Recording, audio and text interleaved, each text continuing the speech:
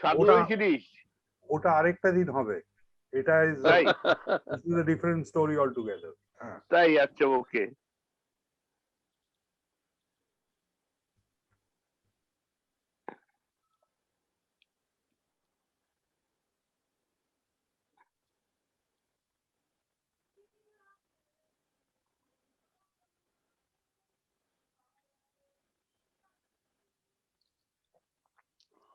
কতদিন বাদে দেখছি তোকে, মাই গড। জিৎ চেহারাই পাল্টে ফেলেছে একদম একদম। আমার সেই পাতলা জিতকে মনে আছে। হ্যাঁ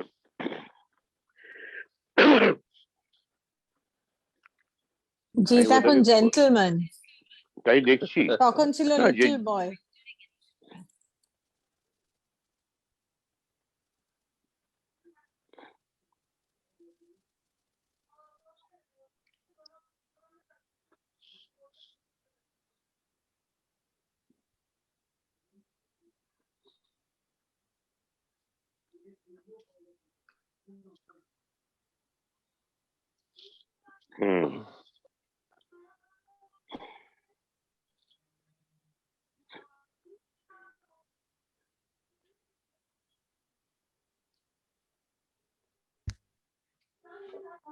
লন্ডন থেকে গান শিখছে, তুমিও দেখছো। ঠাকুর দেবতার পুজো করলে কি হয় জানি না, তুই এদের পুজো। কার কথা বলছিস? কার সঙ্গে কথা বলছিস Debjit?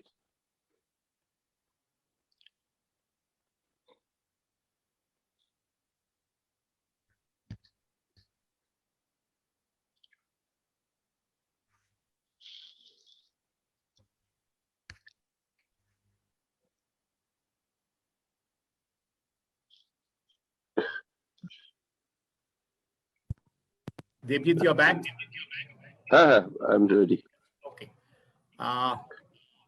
Just a few more seconds for 7 o'clock and then we go.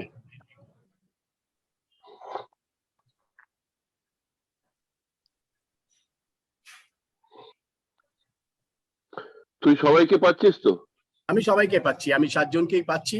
আর তার সঙ্গে জিতের সঙ্গে আমার প্রথমবার মুখোমুখি আলাপ হচ্ছে। এতক্ষণ খালি ফোনে আর কি বলে SMS এই যা কথাবার্তা হতো। Sanjit, Jeet, can you hear me? You can hear me, Of course, I can hear you. Okay, fine. That's right. It's exactly 7 o'clock. So we actually now formally go live on Facebook. And কিছুটা ইংরেজি কিছুটা বাংলা, সেইভাবেই এটা আড্ডাটা আমরা চালাবো। প্রথমেই যেহেতু 7টা বেজেছে এবং আমার বিরাট আশা হচ্ছে যে ফেসবুকে অনেকেই আমাদের বিজ্ঞাপন এবং অবিজ্ঞাপন এবং পাবলিক রিলেশনস এবং যারা আড্ডার লোক তারা সবাই আস্তে আস্তে জড়ো হতে আরম্ভ করেছেন। এবং আমরা অনেকদিন পরে কিন্তু অলিজ অ্যাডভার্টাইজিং রাউন্ড টেবিল বা তার যা বাংলা, যেটাকে আমরা তার যে বাংলা, এখন তো আজকাল আমরা বাংলা সেকশন বলতাম, কিন্তু এখন নতুন পরিভাষা হয়েছে বাংলা ভার্টিক্যাল। মানে নতুন কিছু সেকশন করলেই ওটা নাকি ভার্টিক্যাল হয়ে যায়, নতুন ব্যবসা হলেই ওটা নাকি নতুন ভার্টিক্যাল। কাজে আমাদের যে বাংলা ভার্টিক্যাল যেটা আছে, যার নাম অলিজ বিজ্ঞাপনী বৈঠক, সেই অলিজ বিজ্ঞাপনী বৈঠকে আমাদের অনেকদিন ধরে একটা আড্ডা হচ্ছিল না। সেই আড্ডা আমরা করেছিলাম জবা কুসুমের বিজ্ঞাপনের ইতিহাসের ওপরে। তো এবারে ঠিক হলো যে শ্রদ্ধেয় শাটুল বাবুর এই সেন্টিনারি উৎসব কান বিয়ে বেটার আইডিয়া, আর তারপর হচ্ছেন যে আড্ডার লোক হচ্ছেন আরপি গুপ্ত। কাজে ওই ব্যাপারটা সব মিলিয়ে নিয়ে আজ আমরা এখানে সত্যি সত্যি লিটারেলি চাঁদের হাট নিয়ে বসে আছি। অনেকে দু একজনের আসার কথা ছিল আরো জয়েন করার, কিন্তু সেটা নানান কারণে হয়নি। আর আমাদের আজকের আড্ডার বিষয়বস্তু যেটা আমরা বলেছি শাটুল গুপ্ত কথা। এখন এই গুপ্ত কথার মধ্যে নানান রকম যে আপনারা যাদের আমাদের যা আজকে যারা গেস্ট যারা, তারা সবাই প্রথম কথা হচ্ছে যে শাটুল বাবুকে কে না চিনতো, যারা বিজ্ঞাপন, পাবলিক রিলেশনস, বই, আর্ট এর নানান ব্যাপারে। ইনফ্যাক্ট আমাকে একজন, তিনি খুব একটা ওয়াকিবহল ছিলেন না বাইরের তিনি আমাকে জিজ্ঞেস করেছিলেন যে এই আরপি গুপ্ত কে।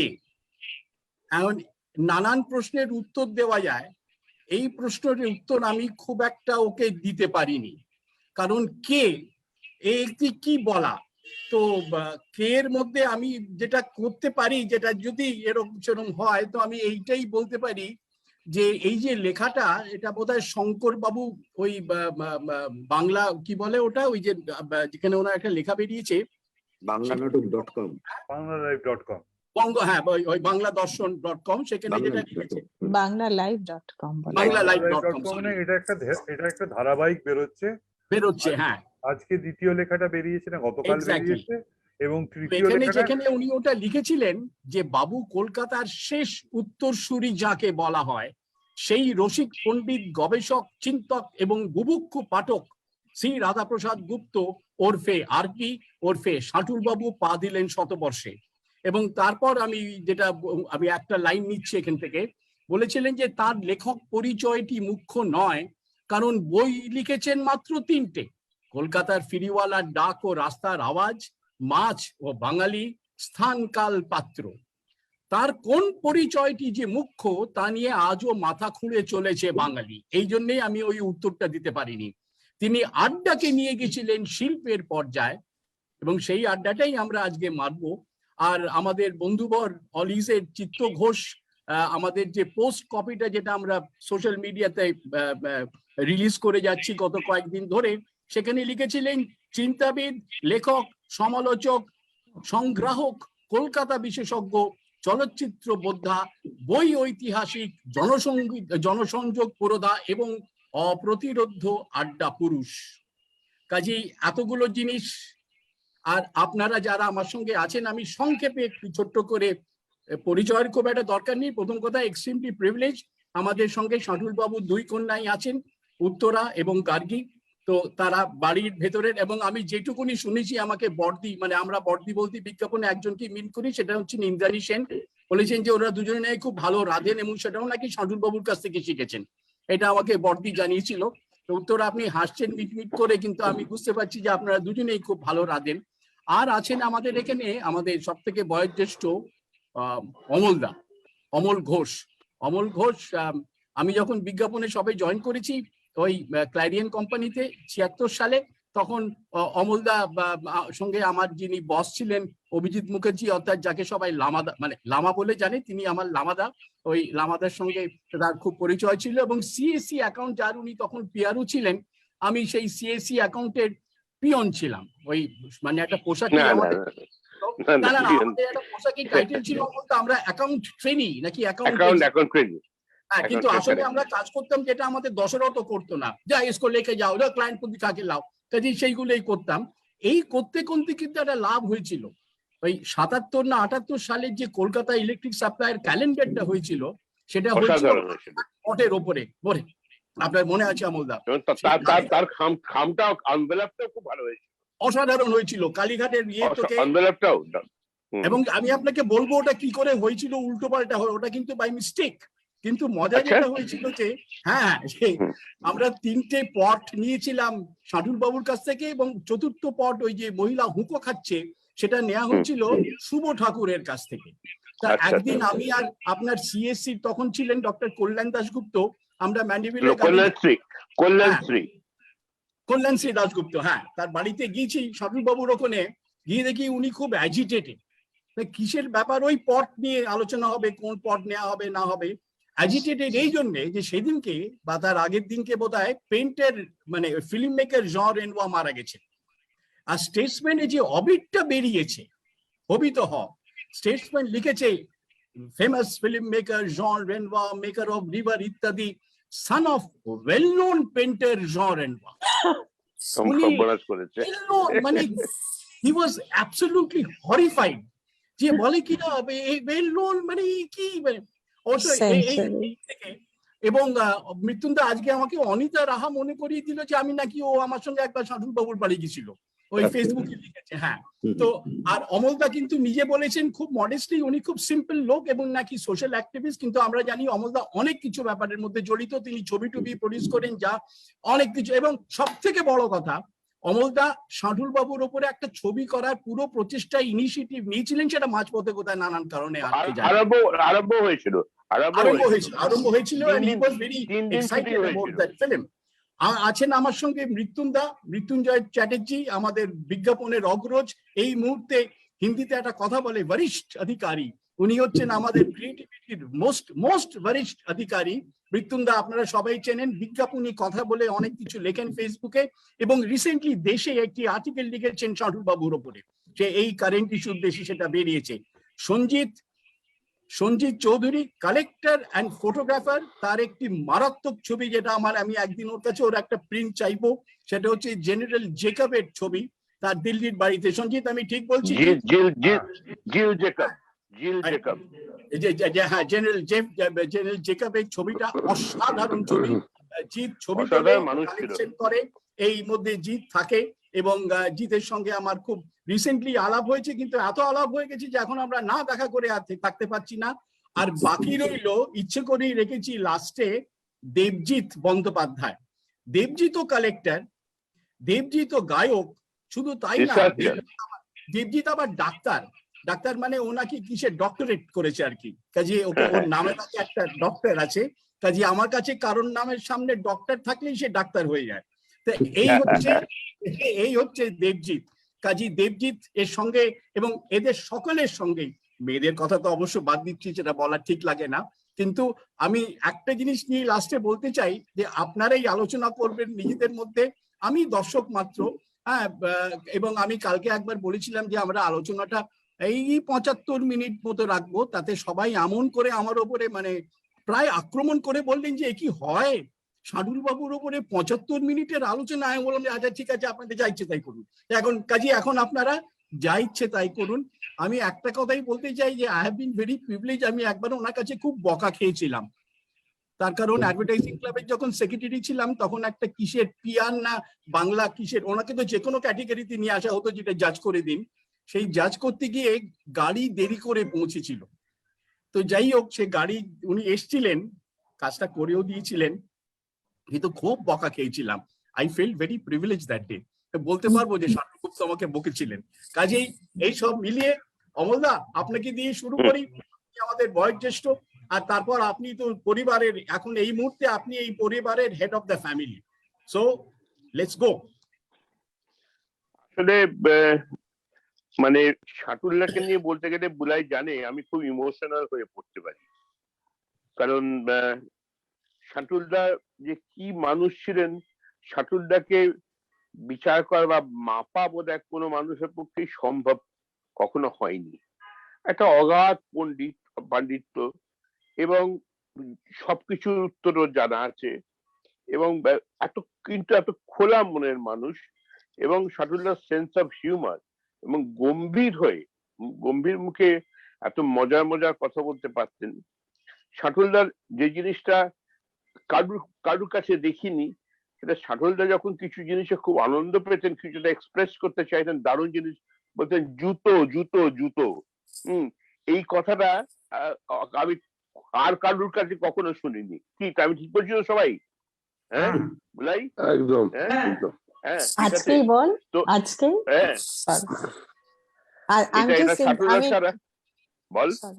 আমি জাস্ট একটু ইন্টারাপ্ট করছি। আজকে আমরা মাসির বাড়িতে নেমন্তন্ন ছিল, সব খেতে গেছিলাম, কারণ আমার মাসিতো বোনটোনরা সব এখন কলকাতায়।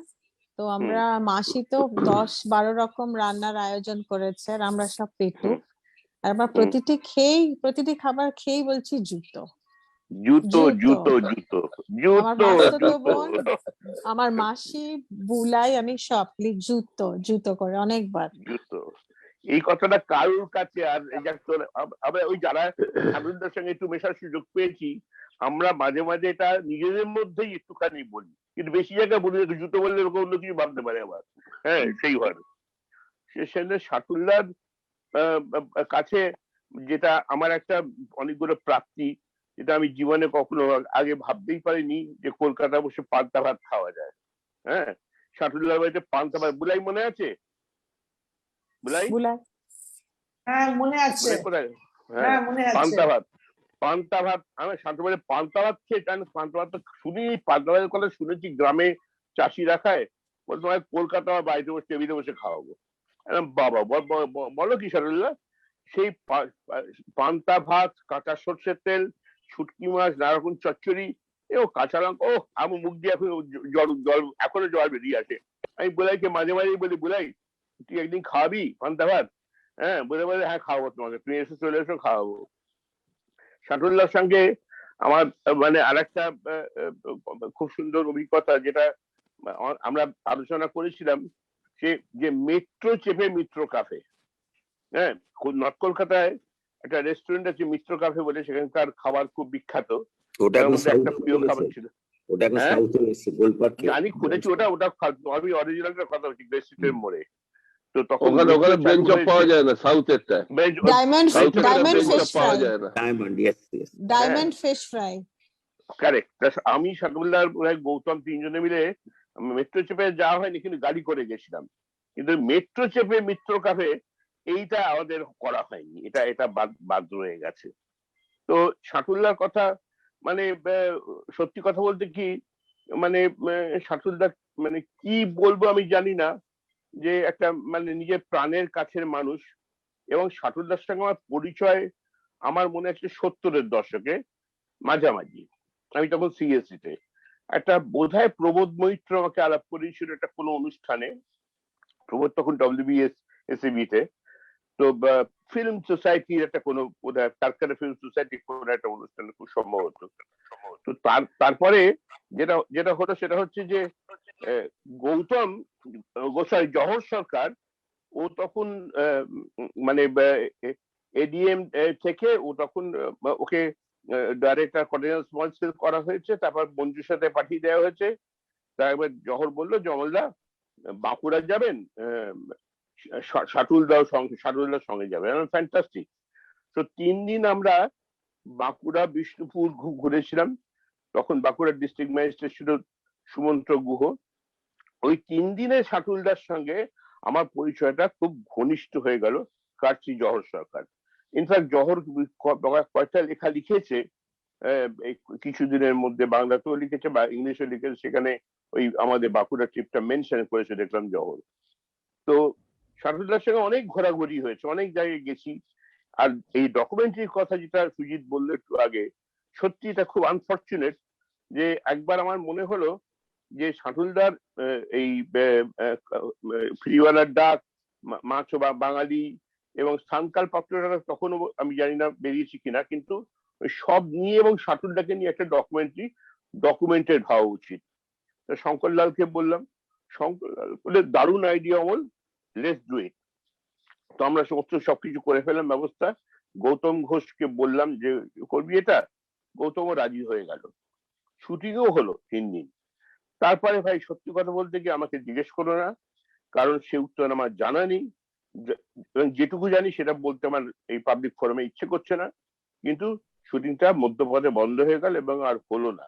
শঙ্করলাল আমাকে কালকে যখন আমাকে গতকাল যখন শঙ্করলালের কথা হচ্ছিল, কারণ শঙ্করলালকে শাটুল্লার সঙ্গে আমি অনেকবার অনেক ভাবে অনেক সময় অনেক কিছু আলোচনার মধ্যে আমি জাস্ট শ্রোতা হিসেবে থাকতাম।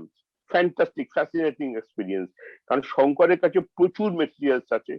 শঙ্করও বউবাজারে সেই নচ গার্লস এর উপরে, তারপর তোমার ক্যামেরা আর্টিস্টের উপরে এবং বোস স্ট্রিটের উপরে নানা রকম আলোচনা আমার এখনো মনে আছে, মানে বিটস এন্ড পিসেস। শঙ্কর সঙ্গে কথা হচ্ছিল, শঙ্কর বলে জানোল ওই যেদিন লাস্ট শুটিং হলো তার পরের দিন সকালে শঙ্কর শাটুল বাবু বলতো। হ্যাঁ, তো শাটুল বাবু ফোন করে বললেন আজকে কি আলোচনা করে বলো তো শুটিংয়ের সময়, সেটাও আলোচনা হয়ে গেল। তারপরে তুমি বললে যে না গৌতম কোথায় ব্যস্ত হয়ে গেছে। তো ওটা আমার একটা ভীষণ দুঃখের কথা। আমি ছবিটা আমরা ট্রনের তখন ট্রনই প্রথম স্টুডিও আরম্ভ হয়েছে, ওখানেই পোস্ট এডিট কাজগুলো হচ্ছিল, ওখানে পোস্ট তো এডিটিং আরম্ভ হচ্ছিল বিটস এন্ড পিসেস করে। তো আমি আমাকে কদিন আগে কে বললো যে ওইটা কি কিছু আছে। তো আমি ট্রনের মালিকটা, এখন তো সমস্ত ট্রন কোম্পানিটাই উঠে গেছে, এখন সব ওরা সেপারেটেড হয়ে গেছে। আমি জিজ্ঞেস করলাম, আমি শুনলাম যে ওরা লিটিগেশনে কোর্ট অর্ডারে ওটা পুরো চালাচাই পড়ে গেছে এবং কিচ্ছু নেই। গৌতমকেও জিজ্ঞেস করেছিলাম, গৌতম বলে আমার কাছে কিছু নেই। সেই জন্য ওটা আমার খুব দুঃখের জায়গা। খুব দুঃখের আক্ষেপের জায়গা, কিছু বলার নেই আমার। শাটুলদা আমার মনের মধ্যে সবসময় থাকবেন এবং চিরকালই থাকবেন এবং আছেন, মানে থাকবেন আছেন সবসময়। শাটুলদার এখনো মনে আছে ঘরের ওই চেয়ারটা, আর তখন তো মোবাইলের যুগ আসেনি, ওই ঠিক আমার মনে আছে ওই ড্রয়িং রুম থেকে সোজা দিতে বাঁ দিকে একটা কাবাডের উপর টেলিফোনটা থাকতো, তাই না? দাঁড়িয়ে দাঁড়িয়ে ফোন করতেন, ঠিক বলেছিল বুলাই? কমল কাকা, আমি কোনোদিন এই চেয়ারে বসি না, আমার জায়গা হচ্ছে ঠিক বলেছো, ঠিক বলেছো। কিন্তু আজকে আমি আমার বাবার চেয়ারে বসে আছি, বাবা এই জায়গাটায় বসতো। কি বলবো তোকে আমি, আর কিছু বলার নেই রে, কিছু বলার নেই। শাটুলদা খুব রাম খেতে ভালোবাসতেন, কিন্তু আমরা যারা মানে হুইস্কিও খেতাম, শাটুলদা আমাদের জন্য হুইস্কিও রাখতেন। সেই জন্য কত কি বলবো, কত রকম লোকের সঙ্গে মিট করেছি ওই বাড়িতে। আচ্ছা মৃত্যুঞ্জাকে আমি একটু আনছি, কারণ মৃত্যুঞ্জাকে আমি একটা রিকোয়েস্ট করব। রিসেন্টলি মৃত্যুঞ্জা তুই একটা গল্প লিখেছিস শাটুলবাবুর ওপরে, যেটা পড়ে আমি প্রায় ওই LOML না কি বলে না, ওই কি মানে লাফিং অ্যান্ড ফলিং, এসব আজকাল নতুন শব্দ বেরিয়েছে, আমার ওই হয়েছিল। সেটা হচ্ছে যে ওই যে চেয়ারে দাগ পড়েছিল আর তোকে বলেছিল রং এনে ওটাকে রংটা দিয়ে ওই চেয়ারের দাগটা মারতে, মানে this is the most hilarious thing I have read. But Mrityunjay, before you come on, just এক মিনিট, তুই আসার আগে আমার একটা কাজ আছে এখানে, সেটা হচ্ছে যে আজকে আমাদের এই অলিজ বিজ্ঞাপনী বৈঠকের এই অনুষ্ঠানটা we have been co sponsored by, আমার পেছনে যে তোমরা দেখছো আর্টিজম, এই Artism is a 4-storied building devoted to art and art academy, আমাদের সন্তোষপুরে ওই স্টেডিয়ামটা ঠিক পেছনে, এবং সেখানে প্রত্যেকটা ফ্লোরই অসাধারণ ভাবে ডিজাইন করা, যেখানে ওয়ার্কশপ করা যায়, যেখানে লেকচার দেওয়া যায়, যেখানে আড্ডা মারা যায়, যেরকম আমি করছি আজকে। আর দুটো ফ্লোরে তো 24 ঘন্টা দেখি খালি শুটিং হয়, লোকেরা আসে যায়। আর আমাদের এটার প্রধান পৃষ্ঠপোষক হচ্ছেন আমাদের স্টালিন দা, মানে হিরণ মিত্র। তাকে হিরণদের সঙ্গে একদিন একটা আলাদা কালীঘাট পটের ওপরে একটা আলোচনা করার একটা প্ল্যান ভাবছি আমি, মানে ওই শাটুলবাবু সিরিজ, মানে এখন তো বছর খানেক ধরে। আর কালকেই অমলদা বলেছেন যে শঙ্করলাল বাবু রাজি হয়েছেন যে জানুয়ারি মাসে উনি এই, আমি তোমাকে ফোন নাম্বারটা কাল পাঠিয়ে দিয়েছি। পেয়ে গেছি অমলদা, আমি ওটা নিয়ে যোগাযোগ করব। আজকে উনি ডিনার খাচ্ছেন ছেলে জামাই, তো কাজী এই আর্টিজমে আর্টিজম আমাদের বলেছে যে যখনই আমাদের অলিজের জন্য বা কোনো ইয়েতে দরকার, কোনো এক্সিবিশন নিয়ে কোনো ওয়ার্কশপ, আমরা এটা ব্যবহার করতে পারি। আমি প্রাণ খুলে ব্যবহার করছি, চমৎকার জায়গা। আমার ব্যাকগ্রাউন্ডটা মানে ওই বাড়ির রান্নাঘরের সামনে আমি আর বসতে পারছিলাম না। হ্যাঁ, কাজী ওই তার মধ্যে বউ একবার বলবে যে তুমি একটু এটা সাইড করে নাও, হ্যাঁ, কারণ আমি ঢুকছি, ওটা জল গরম হচ্ছে ইত্যাদি। কাজী এখন মানে এটা হচ্ছে মধ্যবিত্ত বাঙালির ওই একটা পেরিনিয়াল অনলাইন প্রোগ্রাম। মৃত্যুঞ্জা, ওই গল্পটা দিয়ে শুরু কর। তুই তো আবার ভাগ্নে জামাই, তুই তো ছেলে জামাই। আমি আমার সঙ্গে মৃত্যুঞ্জয়ের আলাপ শাটুলদার বাড়িতেই। হ্যাঁ, কিন্তু এই শাটুলদার পেছনে যিনি সবসময় সাপোর্ট দিয়ে গেছেন তার কথা আমাদের আলোচনা করাটা মণিমণির এত ধৈর্য আমি দেখেছি, কারণ শাটুল বাবুকে কন্ট্রোল করা বা শাটুল বাবুকে সামলানো যে দক্ষতা মণিমণির ছিল অসাধারণ, কিন্তু ভীষণ কোয়াইট, কারণ ওইরকম একটা ডিগনিফাইড, ওইরকম একটা এডুকেটেড, ওইরকম একটা শান্তশিষ্ট মহিলা আমি খুব কম লেগেছি। আমি মহিষী বলেছি আমার লেখাতে, এবং সেটা আমি বলেছি এই জন্যই যে শাটুল বাবুকে সামলানো যাত্রা কম ছিল না, কিন্তু ওনার ওই ডিগনিটি বা ওই ব্যাপারটা শাটুল বাবু খুব শ্রদ্ধা করতে তো বটেই, ভয়ও পেতেন। যার জন্য কালী খেলার পর তার যে মানে একটা ফোনে যখন বলছে তুমি শিগগিরই এসো, কারণ মণি স্কুল থেকে ফিরে এসে যদি কালী দেখে খবর লাগিয়েছে, মণি সব করে গেল। আমি তো ছুটলাম সব রং ফং নিয়ে চাপাচাপি দিয়ে, তারপরে কিন্তু ওখান থেকে উঠতেন না, মেজমামা ওখানে বসে থাকতেন, কারণ যদি মণিমামি দেখে ফেলে কোনো কারণে। অনেক ঘটনা মেজমামাকে নিয়ে তো আছেই। মৃত্যুঞ্জয়, একটা কথা ইন্টারাপ্ট করছি, শাটুলদার বাড়ির ফ্ল্যাটের ঠিক উল্টো দিকে রঘুনাথ কুশারি থাকতেন না?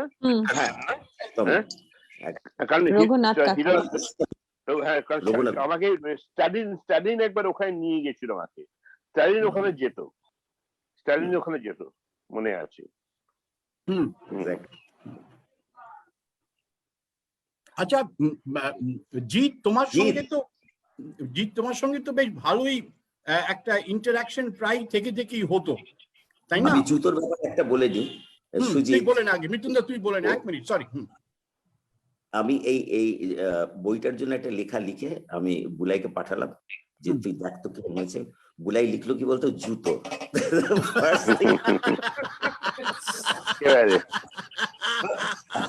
এই লেখার এই কথাটা শার্দুলদার পেটেন্ট, একদম পুরো পেটেন্টেড, একদম এটা ওটা একদম জুতো, এটা কপিরাইট করা, কপিরাইট করা। আরেকটা কথা আছে যে বাবা কাউকে যদি জব্দ করেছে বা কারোর সঙ্গে একটু মিসকমিউনিকেশন হয়েছে, তো কেউ একটা উত্তর দিয়েছে, তখন বাবা বলতো মশাই আপনি তো জুতিয়ে দিয়েছেন, যখন ওকে জুতো বিক্রি না, কিছু ভালো হলেই জুতিয়ে দিয়েছেন, মানে এক্সেলেন্ট, ব্রাভো, জুতিয়ে দিয়েছো। মাসিমা মাঝে মাঝে থাকতেন, কারণ মেজমার নানা রকম রান্না খাবার খুব ইচ্ছে হতো। আর শেষ দিকে আমরা যদি বলতাম যে ঠিক আছে বেরিয়ে টেরিয়ে, চৈতালি বলতো মা চলো, বলতে না না শেষ দিক থাক, তোদেরও তো নিয়ে যাওয়ার তারা কি, কারণ আর আমি দেখেছি মেজমাটা খেয়েই বলতেন ওহ জুতো জুতো জুতো, এই এক্সপ্রেশনটা দুর্ধর্ষ, এবং ওটা একমাত্র শার্দুল গুপ্ত, একদম কপিরাইট। জিৎ, হ্যাঁ, জিৎ আমার বলো, সঙ্গে তোমার অনেক স্টক আছে। আমার সঙ্গে আমি লেখাতেও বলেছি যে আমি কেন বাবার থেকে 7 বছরের বড়, আমি কেন কাকু বলতাম জানি না। আমার তো জেঠু বলা উচিত ছিল, কিন্তু আমি যখন থেকে ইন্টারঅ্যাক্ট করছি তখন থেকেই কাকুই বলেছি। এনিওয়ে সেসবের মধ্যে যাচ্ছি না। আমি কবে থেকে আরপি কাকুকে চিনি সেটার একটা আমি একটা ছোট্ট গল্প বলবো, সেখান থেকে গল্পটা থেকে বোঝা যাবে। এবং সেখানে মৃত্যুঞ্জয় দা যেটা নিয়ে বলছিলেন সেটা হলো কাকিমাকে নিয়ে, কাকিমার দাপটও বোঝা যাবে সেই গল্পটা থেকে। আমি ছোটবেলায় বেশ লম্বা মতন, তো আমার আরপি কাকু তখন আমি স্কুলের শেষে কি কলেজের প্রথমে, আরপি কাকু একটা শীতের রাতে আমাকে বললেন তুই ড্রিঙ্ক করিস? তো আমি বললাম হ্যাঁ, মানে কোনটা বলা ঠিক সেটা জানি না আর কি। তো আমি বললাম আমতা আমতা করে হ্যাঁ বললাম, আমতা আমতা করে হ্যাঁ বলাতে বললো যে চল ওখানে চল, বলে পেগ মেজার এনে যে দুটো গ্লাস মুছে নিয়ে আয়, এইসব করে টোরে he taught me how to pour and how to measure pegs. আমি সেটা খেলাম, একটা ছোট্ট, বড় একটা নিজে নিলেন, আমার একটা ছোট দিলেন, তারপর একটা খেয়ে, আর কাকিমা তখন একটা ডিসঅ্যাপ্রুভিং লুক নিয়ে দেখলাম পাইচারি করছেন। হ্যাঁ, মাঝে মাঝে আর চোখে দেখছেন। her Brahman has stopped her from saying anything there and then. তারপরে আমি বাড়ি ফিরে এলাম, তখন বালিগঞ্জ থেকে টালিগঞ্জ আসতে শীতের রাতে 80 দশকে ঘন্টাখানেক লাগলো। আমি ঘন্টাখানেক পরে বাড়ি ফিরে আসতে বাবা বললো কোথায় ছিলে? আমি তোমার সঙ্গে ডিনার খাবো বলে ওয়েট করছি, খালি দেখছি। তো আমি বললাম আরপি কাকুর ওখানে গিয়েছিলাম, তোমার জন্য এই বইটা পাঠিয়েছে। বাবার সামনে দাঁড়িয়ে কথা বলছি, বাবার থেকে 1 ফিট 1.5 ফিট দূরে। বাবা আমাকে জিজ্ঞেস করে রামটা কি ওখানেই খেলে? obviously from the breath, বলে রামটা কি ওখানেই খেলে? তখন আমি বললাম হ্যাঁ ওখানেই খেলাম। বললো যে মনি ছিল, মনি কেমন আছে, আরপি কেমন আছে, শার্দুল এইসব হলো টলো। পরের দিন সকালে আর রাম খাওয়া নিয়ে আর কোনো কথা নেই, কারণ একসঙ্গে ডিনার খেলাম, চলে গেলাম। পরের দিন সকালে 7:30টার সময় বাবার ঘরে গেছি খবর কাগজ টানবো বলে। বাবা যেহেতু আমাদের থেকে আগে উঠতেন, সুতরাং বাবা খবর কাগজ, তো খবর কাগজটা আনতে গেছি। বাবা একটা মুচকি হেসে বলল যে আরপি ফোন করেছিল। আমি না অবাক, 7:30টার সময় ফোন করেছিল, তার মানে কি? আমি বললাম তুমি ঠিক বলছো 7:30টার সময়? বলছো ফোন করেছিল? বললো হ্যাঁ। এবার যেটা বুঝলাম, বাবা কেন আমার চলে যাওয়ার পরে কাকিমা নাকি আরপি কাকুকে বলেছে যে একে উডল্যান্ডসে আমরা দেখতে গেছিলাম জন্মাবার পরে, মনে আছে?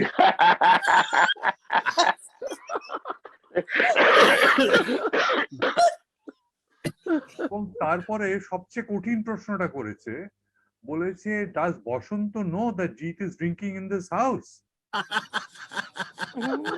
তখন আরপি কাকুর একটা একটা একটা গিল্ট গিল্ট অ্যাটাক হতে আরপি কাকুর অনুমানে যেটা কাক ভোর, সেই 7:30টার সময় ফোন করে বাবাকে যেটা করলো, বাবাকে যে ইনফর্ম করলো তা নয়, বাবাকে অ্যাকিউজ করলো।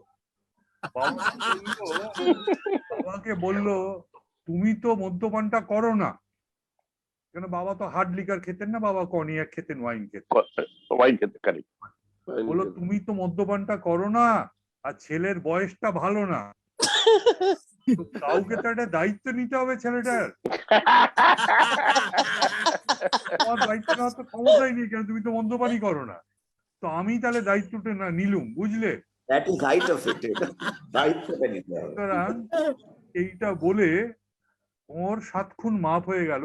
কাকিমা যা যা যা বলেছিল এবং বকেছিল, সেই বকাটা এবং বলাটা, সেটা মানে ওই একটা টেলিফোন কলে দুটো লাইনে সেটা নালিফাইড হয়ে গেল। বললো তুমি তো মদ্যপানটা করো না, আর ছেলের বয়সটা ভালো না, কোথায় খাবে কি খাবে তা ঠিক নেই।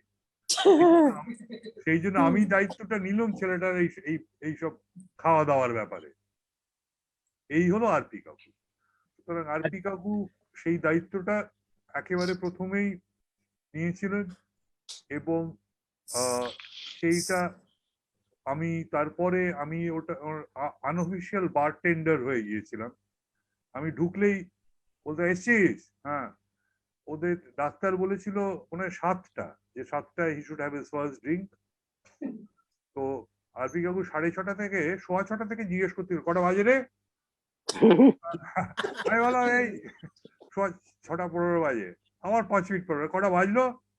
এই 20/25। আমি একটা বাড়িয়ে বলছি 25 হবে। হ্যাঁ, তা আবার এই কথা সেই কথা। পরে আবার কিছুক্ষণ পরে জিজ্ঞেস করলো কটা বাজলো।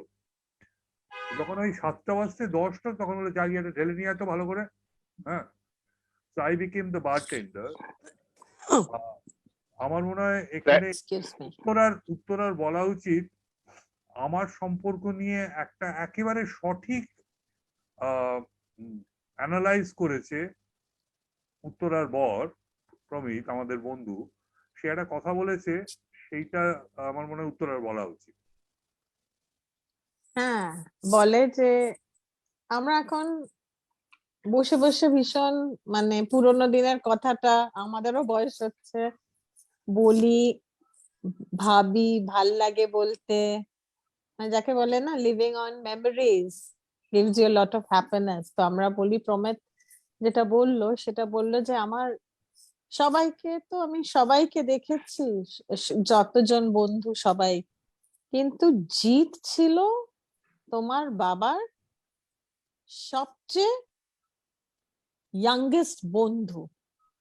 এই না যে বন্ধুর ছেলে কি কিছু নেই, তোমার বাবা ঘনিষ্ঠ ইয়াংগেস্ট বন্ধু। আরেকটা জিনিস, আরপি কাকুর একটা বড় গুণ ছিল, সেটা বিরাট গুণ।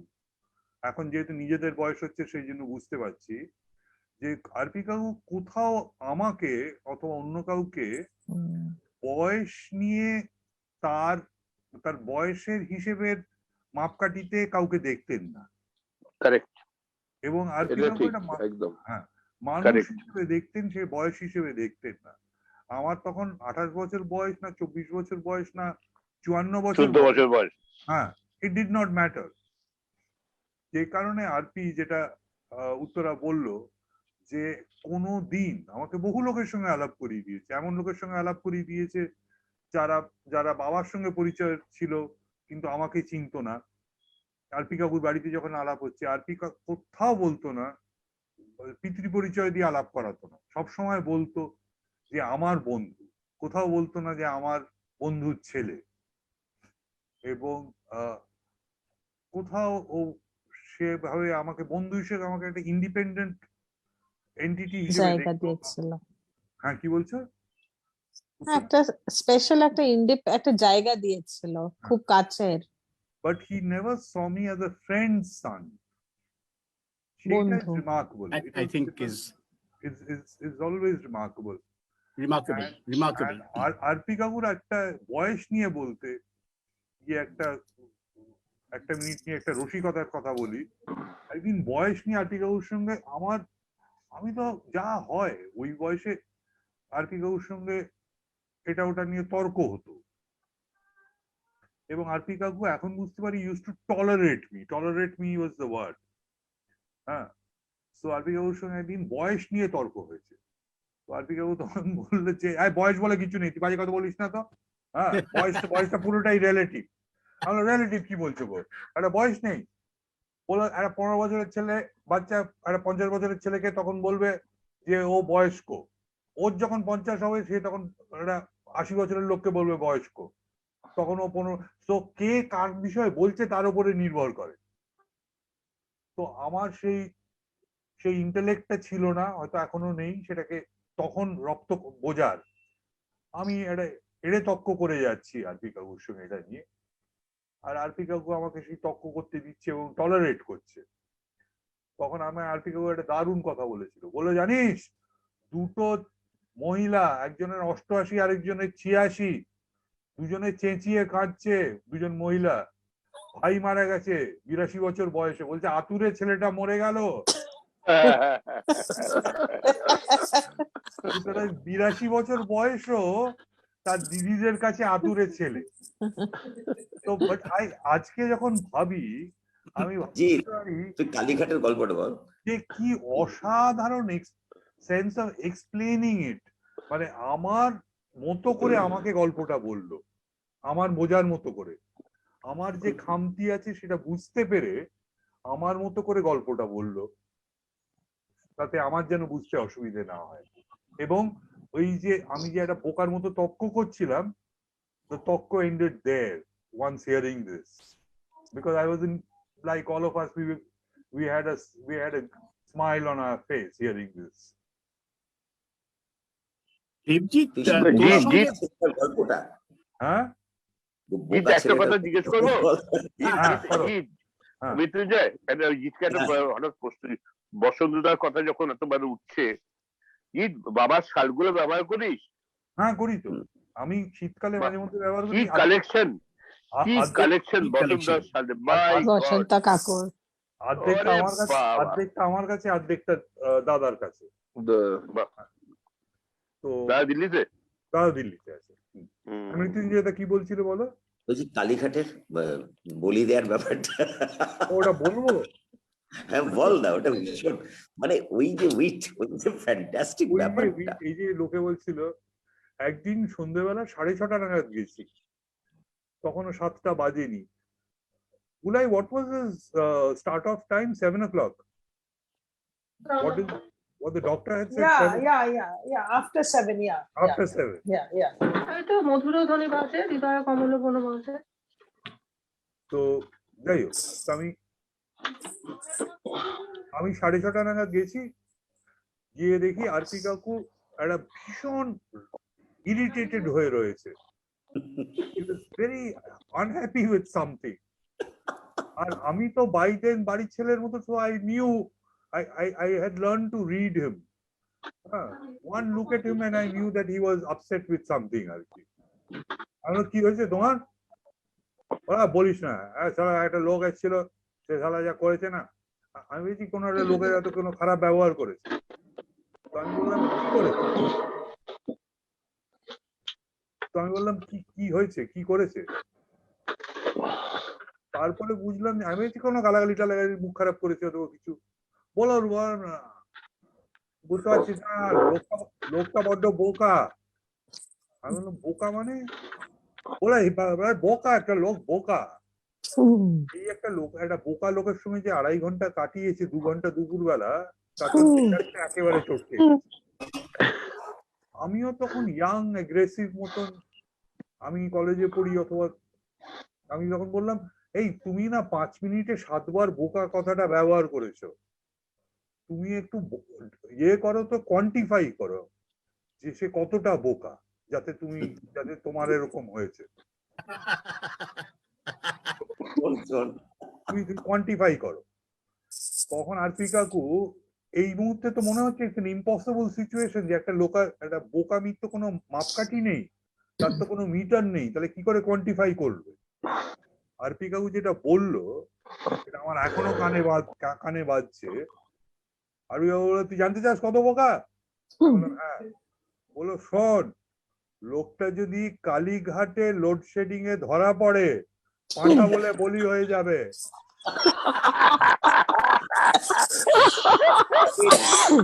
অসাধারণ, অসাধারণ, অসাধারণ, অসাধারণ।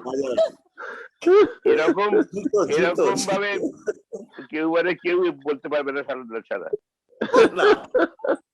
জুতো জুতো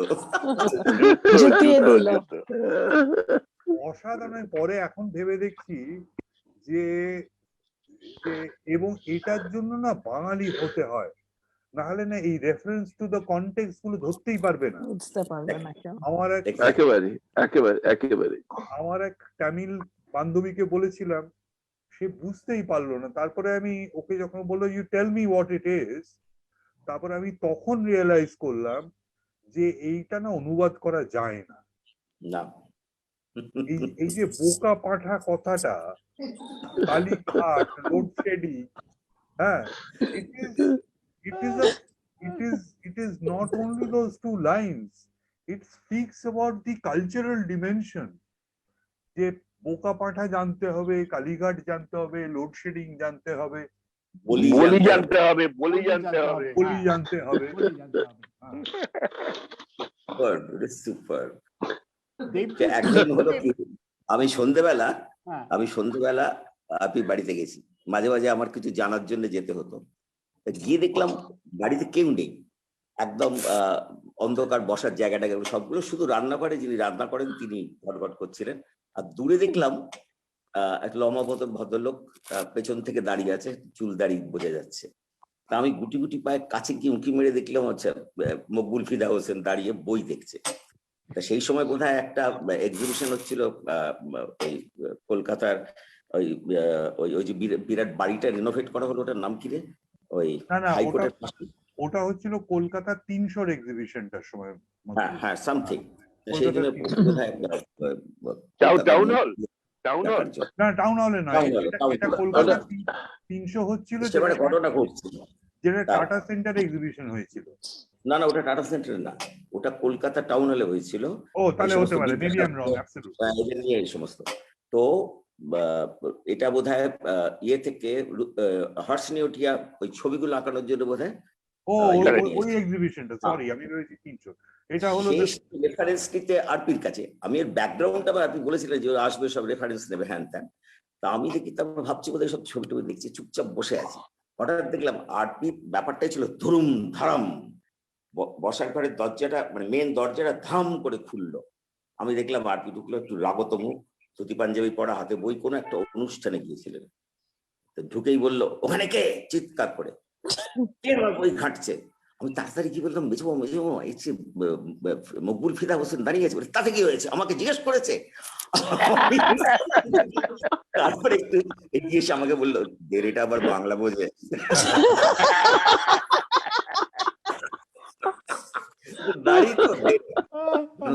আবার বাংলা বোঝে, মানে এই রসিকতা এই ভাবা যায় না, এ হবে না, আর হবে না, হয়ে গেছে, একদম হবে না, একদম হবে মানে না। এখনো পর্যন্ত দেখিনি সেই লোক। আচ্ছা, আমার দুটো প্রশ্ন আছে দেবজিৎ, তার আগে আমি একটু তোর কাছে আমরা সবাই শুনতে চাই, শেষের দিকে তো তোর সঙ্গে খুব যথেষ্ট হৃদ্যতা আর আত্মীয়তা ছিল, তুমি একটু বল। তারপর আমার দু একটা হিস্টোরিক্যাল প্রশ্ন আছে, আমার মনে হয় এই ফোরাম থেকে তার উত্তরটা পেতে পারি। খুব বেশি কঠিন প্রশ্ন না, কয়েকটা মাইলস্টোন কলকাতা বিজ্ঞাপনের।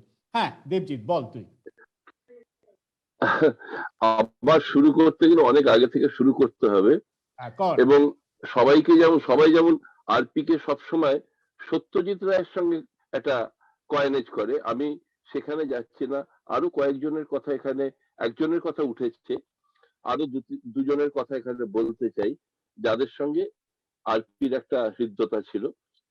যেরকম শুভ ঠাকুরের কথা বললো ওই যে ক্যালেন্ডারের সূত্রে, আরেকটা ছিল ইন্দ্রনাথ মজুমদার, সুবর্ণরেখা সুবর্ণরেখা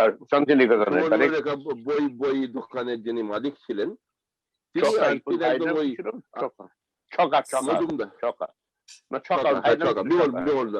বিমল মজুমদার।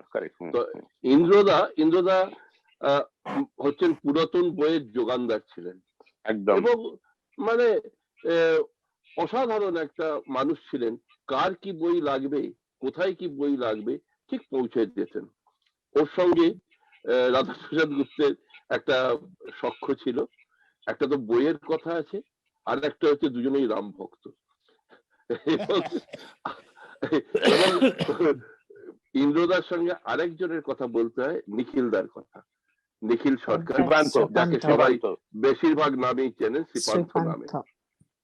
এই নিখিলদা আরপি এবং এর যোগানদার হচ্ছে ইন্দ্রদা, কিন্তু নিখিলদা, আরপি এবং শুভ ঠাকুর এরা তিনজনে শুধু কলকাতা বললে ভুল বলা হবে, আমাদের কলোনিয়াল কালচারের একেবারে মধ্যমণি ছিল। শুভ ঠাকুরের তো সংগ্রহ নিয়ে বলার কোনো অবকাশ রাখে না। তো যাই হোক, এবং আজকে তিনটে বইয়ের কথা বলা হলো, কিন্তু আমার হয় আর কোনদিন নিজের বই ছাপায় কোনো আগ্রহ দেখিয়েছেন বলে। ওই নিখিলদা জোর করে দুটো আনন্দ পাবলিশার্স থেকে ওই মাছু বাঙালি এবং কলকাতার ফেরিওয়ালার ডাক ছেপেছিলেন। আর যেহেতু প্রতিক্ষণে ধারাবাহিক ভাবে ওই স্থানকাল পাত্রের লেখাগুলো বেরিয়েছিল, সেইটাকে একটা স্থানকাল পাত্র নাম দিয়ে ইন্দ্রদা প্রকাশ করেছিলেন। তো এটা ছাড়াও অনেক ছড়িয়ে ছিটিয়ে কলোনিয়াল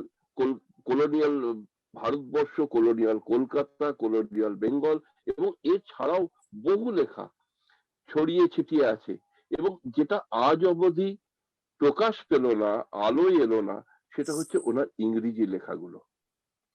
তখন কলোনিয়াল বেঙ্গল নিয়ে বা কলোনিয়াল কলকাতা, কলোনিয়াল ইন্ডিয়া নিয়ে উনি বহু লেখা লিখেছেন। তখনকার ওই টাইমস অফ ইন্ডিয়াতে লিখেছেন, স্টেটসম্যানে লিখেছেন, সেখানে কম। আবার হিন্দুস্তান স্ট্যান্ডার্ড, তখন টেলিগ্রাফ হয়নি, হিন্দুস্তান স্ট্যান্ডার্ডে লিখেছেন, এমনকি অমৃত বাজার পত্রিকায়। এই যে অদ্ভুত একটা ব্যাপার যে এই বাড়িতে লিখছে বলে ওই বাড়িতে লিখছেন না, ওই বাড়িতে লিখছেন বলে সেই বাড়িতে লিখছেন না, ওইসব কিছু নেই। কিন্তু সেই সব লেখাগুলো এখন আমার কাছে অনেকগুলো ছড়িয়ে ছিটিয়ে আছে, কিন্তু সেই লেখাগুলো আমরা একত্র করতে পারলে আমরাই বোধহয় লাভবান হতাম। তো যাই হোক, একটু সিরিয়াস দিকে চলে গেলাম। উনি আমাকে বলতেন মক্কেল, আর আরেকজনের সঙ্গে তার সখ্য ছিল, তিনি হচ্ছেন সৌমেন্দু রায়। তো একবার আমরা কলকাতার ওপর একটা ছবি, কালুদা সত্যজিৎ রায়ের বিখ্যাত ক্যামেরাম্যান বলে নয়, ভারতবর্ষের বিখ্যাত ক্যামেরাম্যান পরেই যার নাম হচ্ছেন সৌমেন্দু রায়। তো সৌমেন্দুদা আমার বিগ ব্রাদার লাইক, যদিও ফাদার ছিলেন কিন্তু ওই বিগ ব্রাদার লাইক। খুব অসুস্থ না, খুবই অসুস্থ। তা আমার প্রথম আরপির সঙ্গে সামনাসামনি হলো, আরপি একটা ফোন করলেন ইন্দ্রদাকে, কিছু লোক নিয়ে যেতে হবে। নিখিলদা ফোন করলেন, এক্ষুনি চলে আসুন। কি না, ওই 1 নম্বর SN ব্যানার্জি রোডে, যেটা ইন্স্যুরেন্স বিল্ডিং, ওইখানে থাকতেন শুভ ঠাকুর। শুভ ঠাকুরের কিছু ওই ভাড়া সংক্রান্ত কিছু একটা হয়েছিল, তার সমস্ত মালপত্র পুলিশ দিয়ে বার করে দিয়েছিল রাস্তার উপরে। এইবারে আমরা তখন তরুণ তুর্কি, নিখিলদা এবং আরপি ওইখানে দুজনে দাঁড়িয়ে আছেন। সেই ওই রকম রসিক আরপিকে আমি দেখেছিলাম, গাম্ভীর্য নিয়ে দাঁড়িয়ে থাকতে, এবং ওইখান থেকে ক্ষণে ক্ষণে, তখন তো আর এইসব মোবাইল টোবাইল ছিল না, অন্তদন্ত হচ্ছেন, একবার করে বোর্ড অ্যান্ড শেপার্ডে যাচ্ছেন, একবার করে ওই কটেজ ইন্ডাস্ট্রিতে যাচ্ছেন ফোন করতে, এবং যে পুলিশ ওইগুলো বার করে দিয়েছিল সেই পুলিশই এলো আগলাতে, এবং তার সঙ্গে আমরা সব ওই সম্পত্তি আগলাচ্ছি।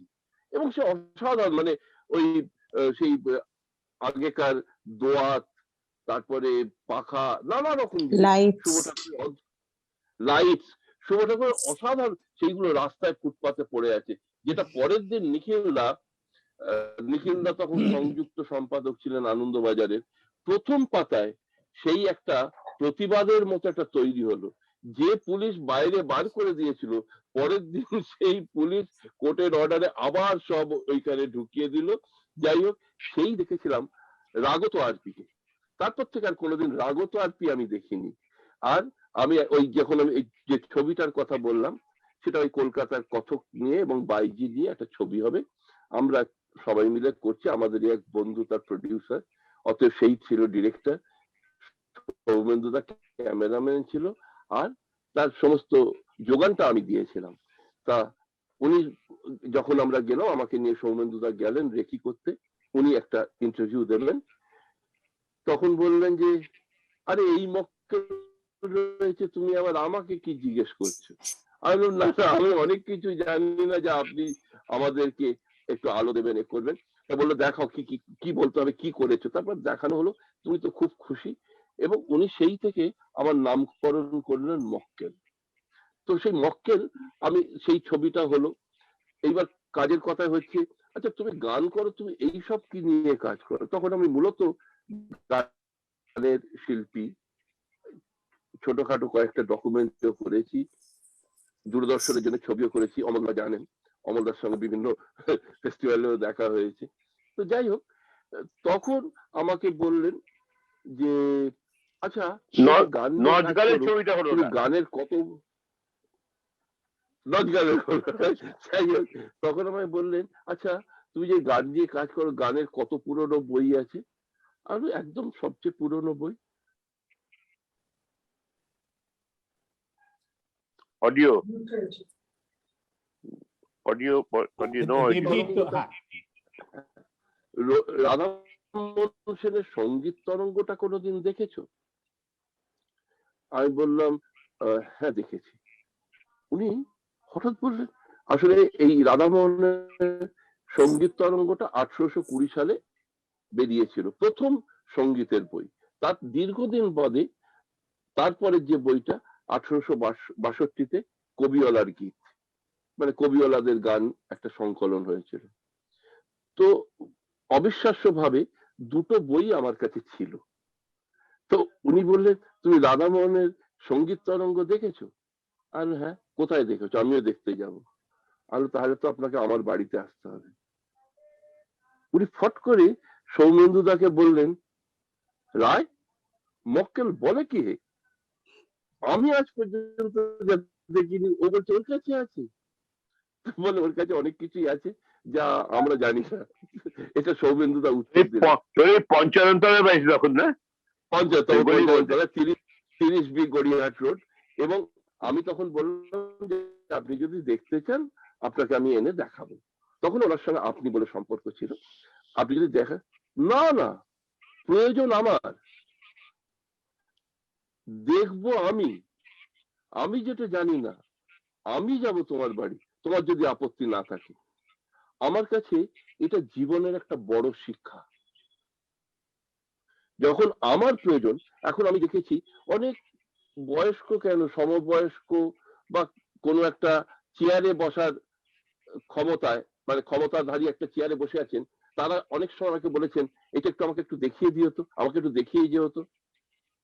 কিন্তু সেই একটা শিক্ষা পেয়েছিলাম, জীবনের একটা শিক্ষা, যে কিছু জানতে গেলে সেইখানে আমায় পৌঁছতে হবে। এই আরপি একদিন ফোন করে আমার বাড়িতে এলেন সেই বইগুলো দেখার জন্য। আমি তো ধন্য হয়েছিলাম, সেটা তো বলার অবকাশ রাখে না। কিন্তু আমি যেটা অবাক লেগেছিল, যে মানুষটার এই যে একটা অদ্ভুত শিক্ষা দিয়েছিল জীবনে, এটা আমার জীবনের সারা জীবনের পাথেয় হয়ে আছে। আমরা লাইব্রেরিতে যাই, বাড়ি যেখানে খুশি যাই, তাহলে আমি কেন যাব না? এটা আমার জীবনের একটা শিক্ষা। আর তারপরে হয়তো একটু দীর্ঘ করে ফেলছি, আসলে ওনার সম্বন্ধে বলতে গেলে অনেক কথা, আর নিখিল দাদের প্রসঙ্গ বা ইন্দ্রদাদের প্রসঙ্গ এলে আরো অনেক কথা চলে আসবে। যাই হোক, তারপরে আমি ছোট করেই বলে নিই, তারপরে এসব আরো অনেকগুলো দিন কেটেছে ওইভাবে। তো তারপর আমায় বললেন যে জানো তো, তোমাকে আমি একটা জিনিস দেব বলেছিলেন, কিন্তু সেটা আর আমি হাতে পাইনি, কারণ তার হঠাৎ চলে যাওয়া, হঠাৎ প্রয়াণে আমি সেটা হাতে পাইনি। সেটা হচ্ছে উইলিয়াম কেরি স্বরবর্ণের গ্রন্থটা ওনার কাছে ছিল 1824 সালে ছাপা। তার কারণ হচ্ছে আমার কাছে ছিল উইলিয়াম কেরির ব্যঞ্জন বর্ণ গ্রন্থ।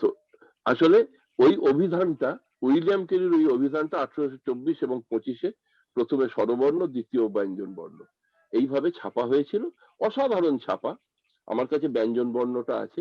উনি বলেছিলেন স্বরবর্ণটা আমার কাছে আছে, আমি ব্যঞ্জন বর্ণ পাইনি, আমি দেব বলে একটা স্বরবর্ণের ওই বইটার সংগ্রহের একটা গল্প বলেছিলেন। বলে জানো, যেদিন আমি এটা সংগ্রহ করি, আমি আর ওই সত্যজিৎ রায়কে উনি নানা রকম নামে ডাকতেন। ঢ্যাঙা বলতেন, ঢ্যাঙা, লম্বু, মানকে, ঢ্যাঙা, লম্বু, তারপরে হচ্ছে ওরিয়েন্ট লংম্যান, আর শেষে জীবনে ইস্টার্ন বাইপাস।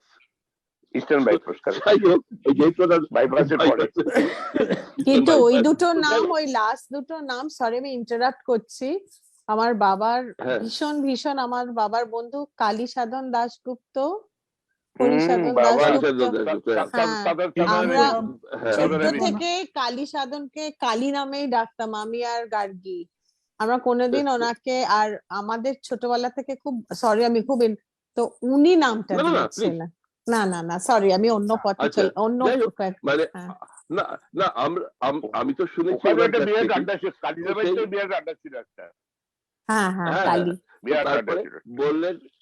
বলে ঢ্যাঙ্গারও ওই ওদের তো কফি হাউসে আড্ডা ছিল, ওই Central Avenue, House of Lords. উনি সেই দিন ওই পুরনো বইয়ের দোকান থেকে ওই স্বরবর্ণের বইটা কিনে, উইলিয়াম কেরির বইটা কিনে, বোধহয় কালামের কাছ থেকে কিনেছিলেন, কিনে এসছেন, আর সত্যজিৎ তার আগেই চলে এসছেন। তো বলছে যে কোত্থেকে এলেন? বলে এই তো একটু কলেজ স্ট্রিট ঘুরে এলাম। বলো তাই? আমিও তো, কি বই পেলেন? তো বলেছেন যে এরকম ওই স্বরবর্ণ উইলিয়াম কেরি। তখন সে কি, আমি গেলাম পেলাম না, কোত্থেকে পেলেন? বললো কালামের কাছ থেকে। মানে কালামের কাছে? আমি তো কালামের বইয়ের দোকানে গেলাম, কই আমি তো দেখতে পাইনি। উনি আগে ঘুরে এসেছেন সত্যজিৎ, কিন্তু আর দেখতে পাননি।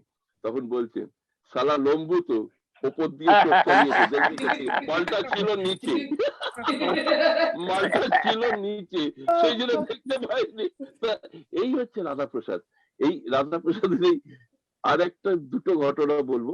আমি আমার ওই যেটা ডাক্তারির কথা বললেন, মানে আমার মলমের ডাক্তারি নয়, কলমের ডাক্তারি, তারপরে সেই আমার বিষয় বাংলার মঞ্চগীতি, সেইটা বিষয়ে বই আমি একটা করি, একদম থিসিসটাকে পুরো পাল্টে দিয়ে, কারণ পাঠ্য করে আমি বইটা করি, এবং সেটা প্রকাশক ছিলেন ইন্দ্রনাথ মজুমদার।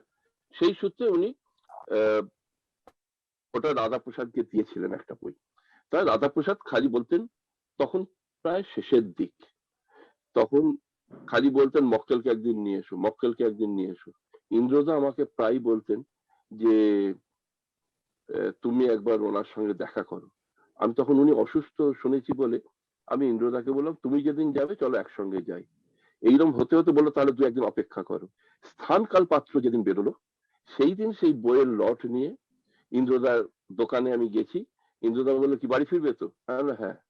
তা ইন্দ্রদার একটা মজা ছিল, ইন্দ্রদা বাসে ট্রামে ছাড়া চাপতেন না, আর আমি ফিরলে ট্যাক্সিতে ফিরবো। কিন্তু বাড়ি যাবে তো? হ্যাঁ। বলে চলো তাহলে তোমার সঙ্গে যাই। আমি তুমি যাবে কোথায়? বলে এই শাটুল বাবুর ওখানে এইগুলো পৌঁছে দেবো। আমি তাহলে চলো একসঙ্গে দেখা। বলে হ্যাঁ খুব ভালো। বলে আমি গেলাম। তো সেদিন ওই তখন কিন্তু বাইরের ঘরটায় নয়, ভেতরে ওনার যে শোয়ার ঘরটায়, ওই ঘরটা সোজা সামনে গিয়ে বিছানার উপরে উনি বসে আছেন, আমাকে দেখে বলে আরে মক্কেল এসো এসো বলে বিছানায় বসালেন। তারপরে ওই ইন্দ্রদা ওর হাতে ওই স্থানকাল পাত্র এটা তুলে দিল আর একটা লট দিয়ে দিল যেগুলো আপনার জন্য। তো উনি একবার উল্টে আমাকে বললেন, মক্কেল তোমায় একটা কথা বলি, তোমার বাবা এই দেশে জন্মানো উচিত হয়নি। আমি ভাবছি কি হলো, আমি কেন, আমি কি অপরাধ করলাম? বললে তুমি এই এত তথ্য জোগাড় করেছো, সংগ্রহ করেছো, পেলে কোত্থেকে এত বইপত্র? তোমার এই দেশে জন্মানো উচিত হয়নি, তুমি বেঁচে থাকো অনেক দিন, তুমি অনেক বড় হয়ে সব আশীর্বাদ করলেন, করে বললেন তোমায় তো আর আমার কিছু দেওয়ার নেই, তোমাকে ওই স্বরবর্ণটা আমি তোমাকে দেব। তো যাই হোক, সেটা বড় কথা নয়। তারপরে ওই স্থানকাল পাত্র প্রথম কপি উনি সই করে দেবজিৎ বন্দ্যোপাধ্যায় কল্যাণী ইস্যু, রাধাপ্রসাদ গুপ্ত উনি কালির কলমে লিখতেন, লিখতে গিয়ে শেষে গিয়ে সেই একদম সোনার কেল্লায় যেমন কালি বেশি পড়েছিল, এখানে গিয়ে দেখা গেল উনি প্রসাদ গুপ্তটা লিখে তারপরে রয়ের তলায় পুটকিটা মারতেন। তা পুটকিটা মারতে গিয়ে কালিটা পড়লো না, বলে যা কালিটা শেষ হয়ে গেছে। আর সেই সময় লোডশেডিং হয়েছে, যার জন্য সেই বাধা প্রসাদ গুপ্ত হিসেবেই আমার কাছে বইটা রয়ে গেছে। আর শেষ একটা গল্প, মানে গল্প না ঘটনা বলে আমি বলবো, ওই আরপি জীবন, এই যেটা সঞ্জিত জিৎ বললো যে কত সাবলীল ভাবে বলতে পারতেন, সাবলীল আড্ডাধারী, অনেকে আড্ডা দেয় কিন্তু অনেক ভারী হয়ে যায়। আর কিন্তু ওনার মধ্যে ওই যে গালাগালটাও কত মধুর হয়, সেইটা ওনার কাছ থেকে শিখতে হয়েছিল। আর কি সাবলীল, এই যে বাঙালি ছাড়া বোঝা যায় না, না এটা সত্যি কথা। উনি বলছেন ওই শতরঞ্জি খিলাড়ি রেকি করতে সত্যজিৎ গেছেন মেটিয়াবুরুজে, সঙ্গে নিয়ে গেছেন ওনাকে, কারণ ওরও একটা দরকার, সেটা হচ্ছে যে সত্যজিৎ হিন্দি বা উর্দু বুঝতে পারতেন না, বলতে পারতেন না, সেই জন্য ওনাকে সঙ্গে নিয়ে গেছেন। উনি উর্দুটা বুঝতেন, হিন্দিটা বলতে পারতেন, সেটা উনি জানতেন বলে তা নিয়ে গেছে।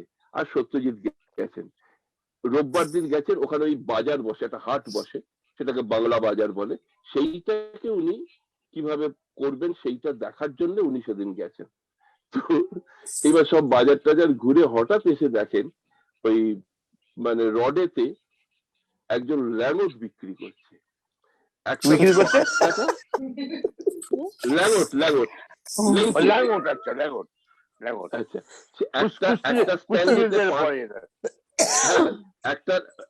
একটাতে 5 টাকা ওলা, একটা স্ট্যান্ডে 5 টাকা, একটা স্ট্যান্ডে 10 টাকা, একটা স্ট্যান্ডে 15 টাকা বলে।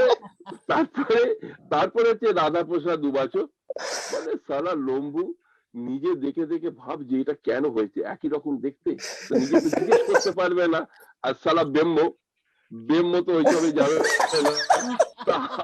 আমাকে বললো, আমাকে একটু কনুই দিয়ে ঠেলে বললো, আপনি একবার জিজ্ঞেস করুন তো, একই রকম দেখতে, 5 টাকা 10 টাকা 15 টাকা। তারপরে রাধাপ্রসাদ তাকে জিজ্ঞেস করলেন, ভাই ये क्या फरमान है, ये 1 5 1 10 1 15 रुपया हर्ज क्या है? তখন বলেছেন যে দেখিয়ে বাবু, দুজনে উদগ্র আগ্রহে তাকিয়ে আছে কি বলে। बोले देखिए बाबू, ये जो 5 रुपया वाला है ना, ये सोच लीजिए 6 से 8 महीना तक चला जाएगा।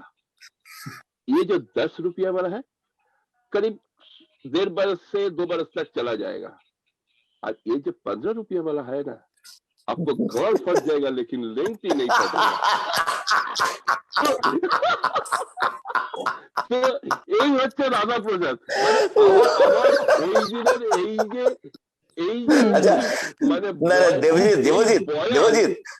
দেবজিৎ ভাব সত্যজিৎ এটা শুনছে ডায়লগ,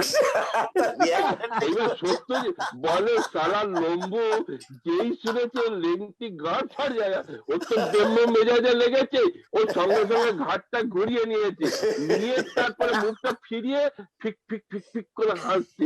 হ্যাঁ বলে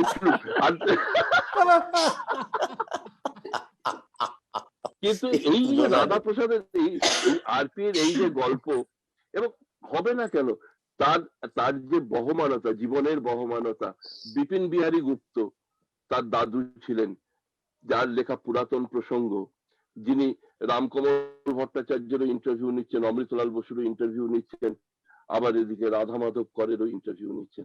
কি অসাধারণ পুরাতন প্রসঙ্গের সেই ধারাবাহিকতায় তিনি বড় হয়েছেন।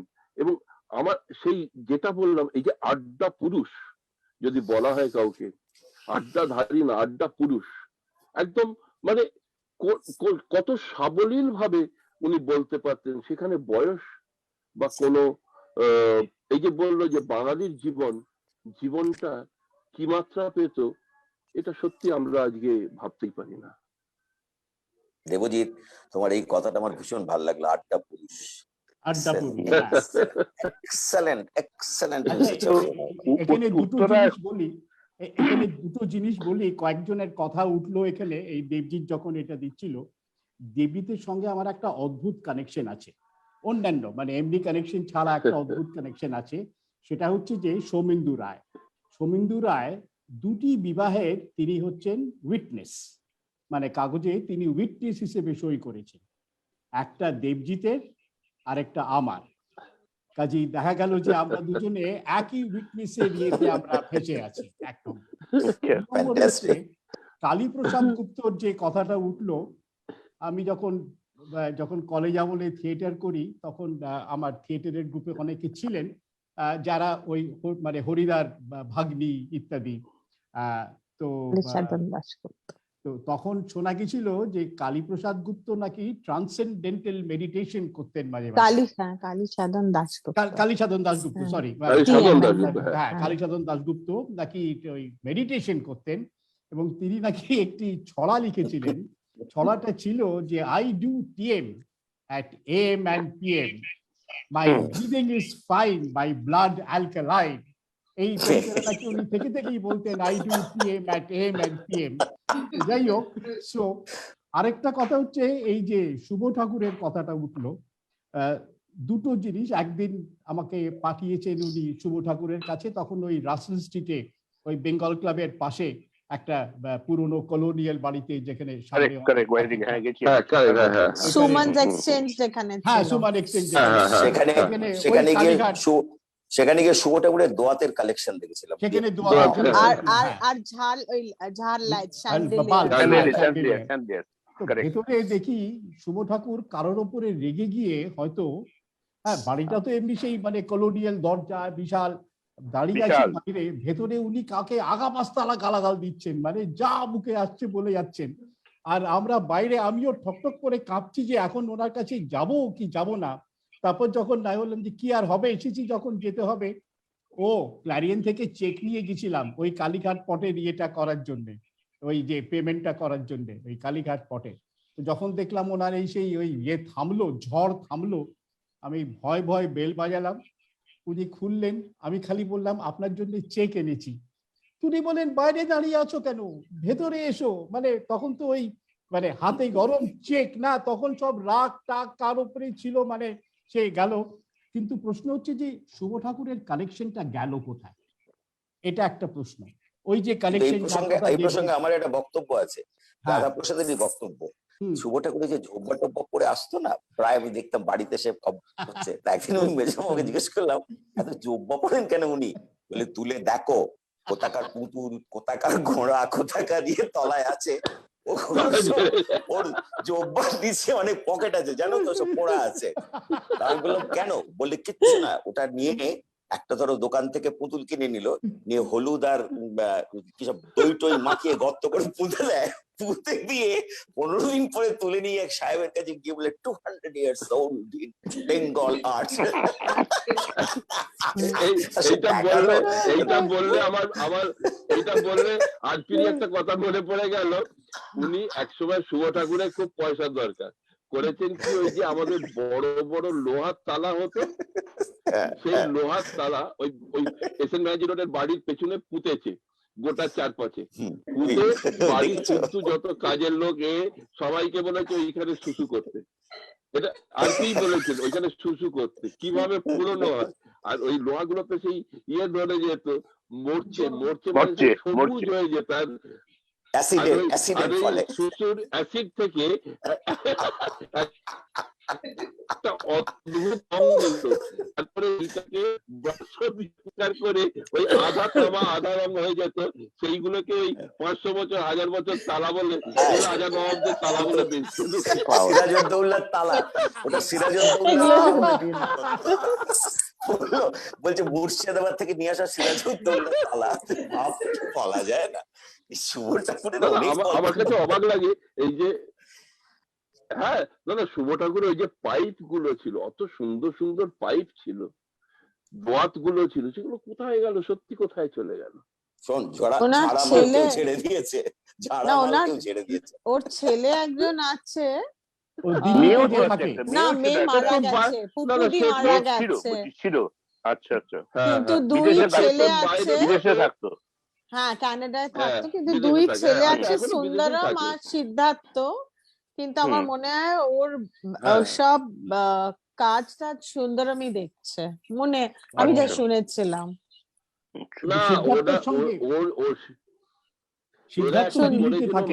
সিদ্ধার্থ দিল্লিতে, কিন্তু সুন্দরম বিদেশে থাকে। হ্যাঁ সুন্দরম বাইরে থাকে, কিন্তু আমি শুনেছি বেশিরভাগ জিনিসটা সুন্দরমই দেখে। না বাট আমি শুনেছি যে এখন ওই এস এম ব্যানার্জি বিল্ডিং এ একটা ফ্ল্যাট আছে, সেখানে এখন অনেক জিনিস পড়ে আছে বন্ধ করা। আচ্ছা, এবার দুটো প্রশ্ন একটু এখান থেকে বেরিয়ে গিয়ে, এটা বোধহয় তোমরা কেউ যদি আমাকে বলতে পারো। একটা প্রশ্ন, শাটুল বাবু কি কোনোদিন জে ওয়াল্টার টমসন, বা তখন জে ওয়াল্টার টমসন, তখন এইচটি হয়নি, কোনোদিন জে ওয়াল্টার টমসনে চাকরি করতেন? প্রশ্ন এক। এবং তিনি কি তখন তার পিআর ম্যানেজার ছিলেন? Is that was a very মানে কপিরাইটার ছিলেন, copywriter, he was very young. Okay, ভীষণ ইয়াং। তারপরে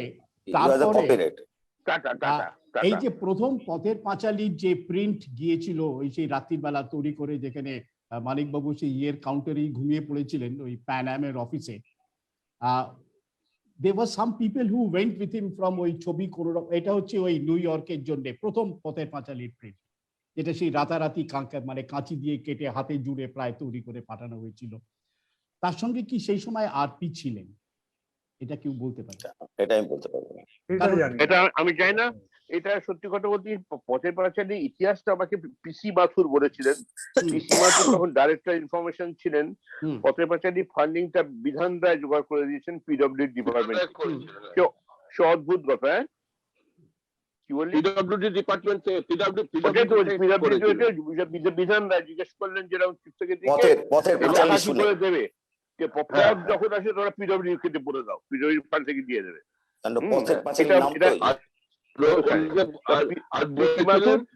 আর বলেছিলেন পেছনে দুটো টিউবওয়েল দেখিয়ে দিও, কোথা হচ্ছে টিউবওয়েল কোথা হচ্ছে, তাহলে ওটা কাজ করে যাবে।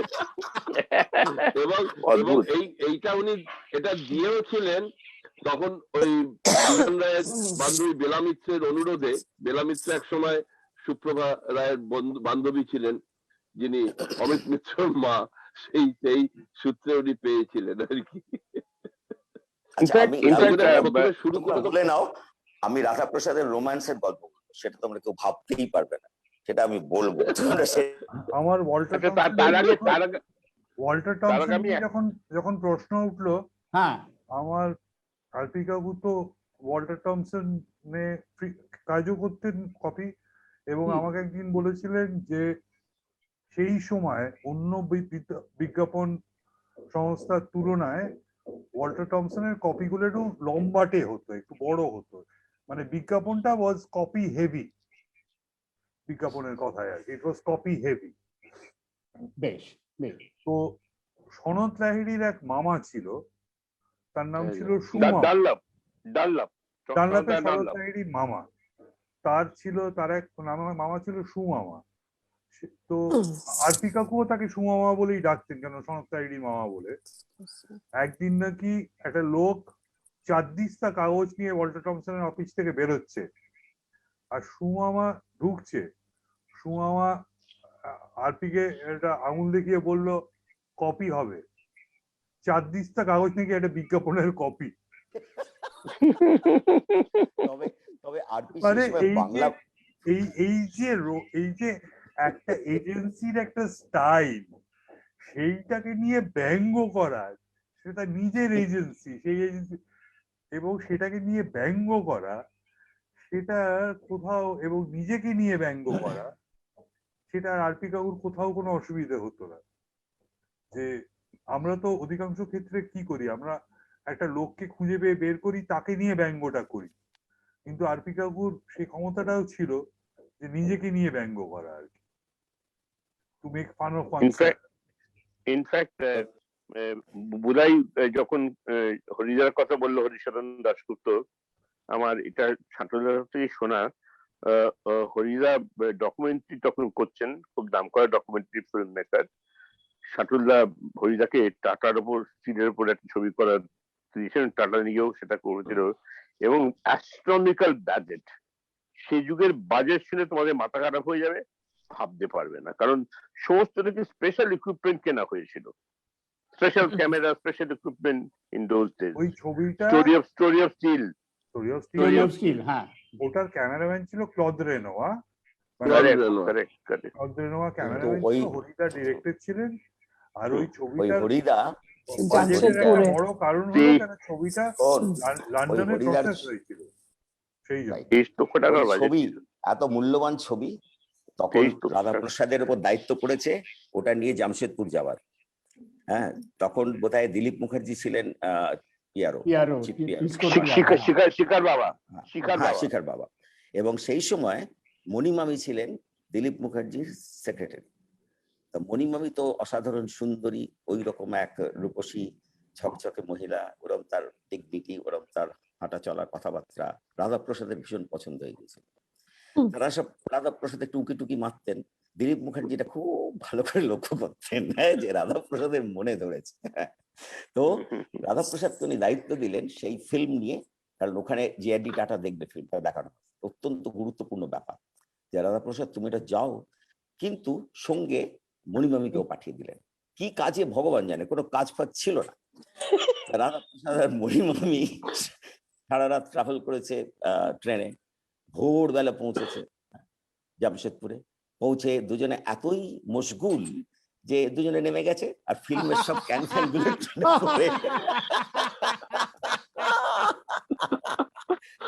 গাড়ি এসেছে ওদের নিয়ে গেছে।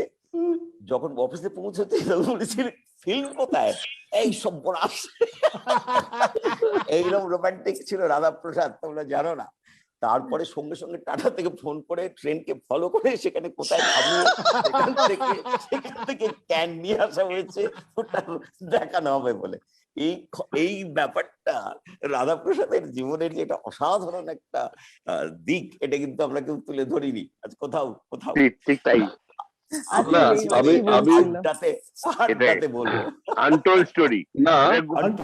আমি বলছি রাধাপ্রসাদ যে কত রোমান্টিক ছিলেন এটা তার একটা জাজ্জল্য।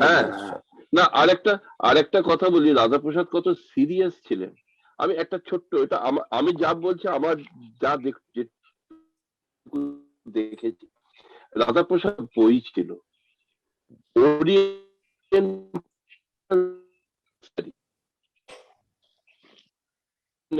এটা রিলিজ হয়েছিল, কারণ তখন it was hand painted and hand written বই।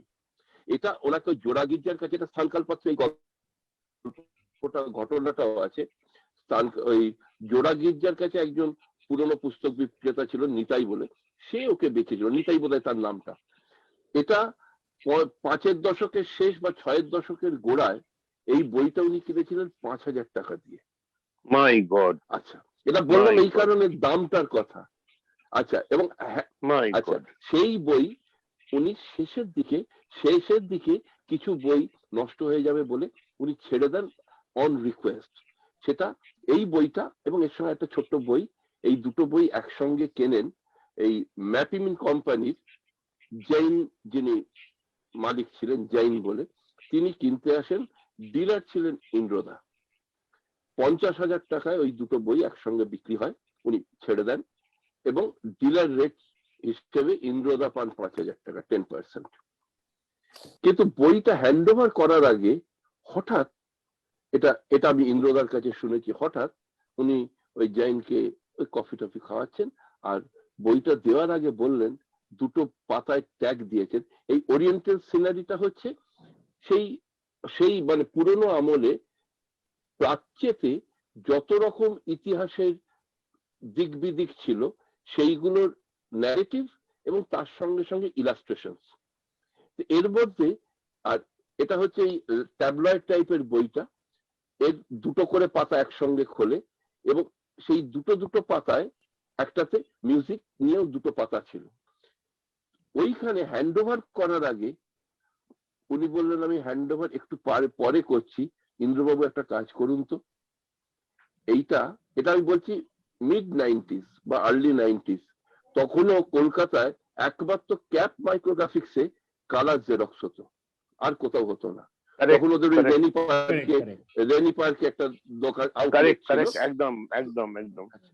তখন ইন্দ্রদাকে টাকা দিয়ে ইন্দ্রদাকে বলেছেন এই 4টে পাতা মানে এই দুটো পাতা একসঙ্গে আপনি একটু কালার জেরক্স করে নিয়ে আসুন ক্যাপ মাইক্রোগ্রাফিক্স থেকে। সেই পারিজাত থেকে ইন্দ্রদা ওই রেনি পার্কের ক্যাপ মাইক্রোগ্রাফিক্স থেকে ওইটা জেরক্স করে নিয়ে যান। তারপরে উনি বইটা হ্যান্ড ওভার করেন, আর ওইটা যে খামে ছিল বললেন এইটা মক্কেলকে দিয়ে দেবেন। আজও আমার কাছে সেই পাতা দুটো আমি যখন দেখি মানে আমি অবাক হয়ে যাই যে একটা লোক বই বিক্রির সময়ও মনে করছেন এইটা আমার কাজে লাগতে পারে, সেই মক্কেলের কাজে লাগবে বলে ওই জিনও নেই, ওই মানুষও নেই। ওই সত্যি কথা মানে আজকে সত্যি কথা বলতে, এবং আমি এই যে ইন্দ্রদার কাছে, নিখিলদার কাছে বা এই যে আরতির কাছে এই যে অল্প অল্প ঘটনায় কিরকম কৃতজ্ঞতা, মানে এটা যদি কৃতজ্ঞ না থাকি আমার জীবন বৃথা। এবং একটা লোক ওইখানে বিক্রি হ্যান্ড ওভার করার আগে বলছেন, মানে তখন টাকা নেননি, টাকা নেওয়ার আগে তো ওনার বই, সেই জন্য উনি বলেছেন ওইটা জেরক্স করে নিয়ে এসো এবং কালার জেরক্স করে নিয়ে আসে। ইন্দ্রদা তখনও জানেন না কাকে উনি দেবেন, তারপরে ওকে বলেছেন এটা আপনি মক্কেলকে দিয়ে দেবেন। এই হচ্ছে আরপি। আমি জানি না এইসব মানুষ আর আসবে কিনা,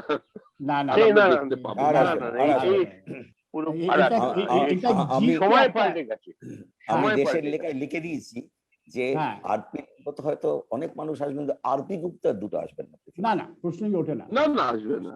আচ্ছা জিতকে একটা এটা আজকে আমার শেষ প্রশ্ন বা শেষ রেফারেন্স, এটা জিতকে, কারণ তুমি দুজনকেই চিনতে।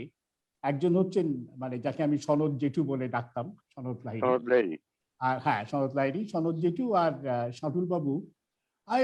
ওই পিআরএসআই এইসব জায়গায় এইসব কনফারেন্সে দুজনে বসে, এবং সেখানে প্রশান্ত সান্যালও বসতেন, মিস্টার ঘোষালও বসতেন, এই যে পুরো মানে দি গ্লিটারাটি বা যাই বলো, সুভাষ ঘোষাল, এরা সবাই। কিন্তু দেখতাম এই সনদ জেঠু আর শাটুল বাবু মাঝে মাঝে একটা কথায় দুজনে নিজেদের, এটা seem to be some private codification. এটা ছিল কোনো বিচিত্র বক্তা এলে, মানে স্টেজে যদি কোনো বিচিত্র বক্তা বা প্রেজেন্টার এলে, তাকে যদি এদের কারোর পছন্দ না হতো, এরা একটা অদ্ভুত কথা বলতেন। কথাটা ছিল মুখ কি। এইটাতে আমরা তিনজন তো হাসছি, কেন এটা নিয়ে আমার সঙ্গে গার্গীর একাধিকবার কথা হয়েছে, এবং এটা একটা খুব প্রাইভেট জোক মতন। সেটা আরবি বলছে মুখকে, এটা উনি সচরাচর ব্যবহার করতেন না, কিন্তু মাঝে মধ্যে খুব কাছের লোকের কাছে। এবং আমরা এই বইটাতে, যে বইটা বেরিয়েছে তাতে একটা ছবি রয়েছে যে দুজনেই অল্প বয়সী সনদ লাহিড়ী এবং রাধাপ্রসাদ গুপ্ত সোফাতে পা তুলে দুজনে বসে আছে, পায়জামা ওটা পায়জামা পরে না গার্গী? রাধাপ্রসাদ পায়জামা পরে, আর ওই ছবিটা আমরা ডিসাইড করে বানানো, ওটা ইচ্ছে করেই রেখেছি বইটাতে, কেন ওই বইয়ের ওই ছবিটা হলো শম্ভু সাহার তোলা, দ্য গ্রেট শম্ভু সাহা। ওটা দ্য গ্রেট শম্ভু সাহার তোলা। ওই ছবিটা গার্গীতে ব্যবহার করতে দিয়েছে শম্ভু সাহার মেয়ে চন্দ্রিমা, এবং ওদের একটা ইংরেজিতে যেটাকে বলে একটা ক্যামেরা দিচ্ছিল আর কি, সনদ লাহিড়ী আর আরপি গুপ্তর মধ্যে। আমায় কি ওই গল্পটা বলতে বলছো তুমি? ওইটা বলছি, যেটাতে ওই সেই বক্তৃতা দিচ্ছিল। এটা হলো, এরা দুজনেই বিজ্ঞাপনের ছিল, সনদ লাহিড়ী, এবং এরা খুব বন্ধুও ছিল। এবং এরা রাইভালস ছিল, কিন্তু সেই রাইভালরিটা মানে যেটা তখনকার দিনেই মানে ভাবা যেত যে দুজন দুটো রাইভাল কোম্পানিতে কাজ করছে, rival in what ever way, দুটো আলাদা কোম্পানিতে কাজ করছে, কিন্তু তাদের মধ্যে একটা ভীষণ গভীর বন্ধুত্ব। Correct. সনৎ লাহিড়ী আমার সম্পর্কে আমার মার বড় মামা ছিলেন, সুতরাং আমি কোনো একটা কারণে ছোটবেলায় ওকে সনৎ দাদু না বলে আমিও মাও বড় মামা বলতেন, আমিও বড় মামা বলতাম সনৎ লাহিড়ীকে। এটা সনৎ লাহিড়ীর কাছ থেকে, এদের কাছ থেকে শোনা। এটা ওরা টাটাতে জামশেদপুরে একটা পাবলিক রিলেশন অ্যাডভার্টাইজিং নিয়ে একটা বক্তৃতা হবে, সুতরাং তারা তিনজনেই গেছে। আরপি কাকু তো গেছে ফর অবভিয়াস রিজন, টাটা। সনৎ লাহিড়ীকে বলেছে চলো বলে নিয়ে গেছে ওকে। আর তখনকার দিনে ওরকম ছিল, চলো বললো, ট্রেনে উঠে পড়লো, চলে গেল। আর বক্তা হলো জলি কাউল সম্ভবত। তো তখন in the way back in the 60s, calendar was a very special thing in advertising. So people used to look forward to or wait from October, November for Dunlop's calendar release in December. Correct.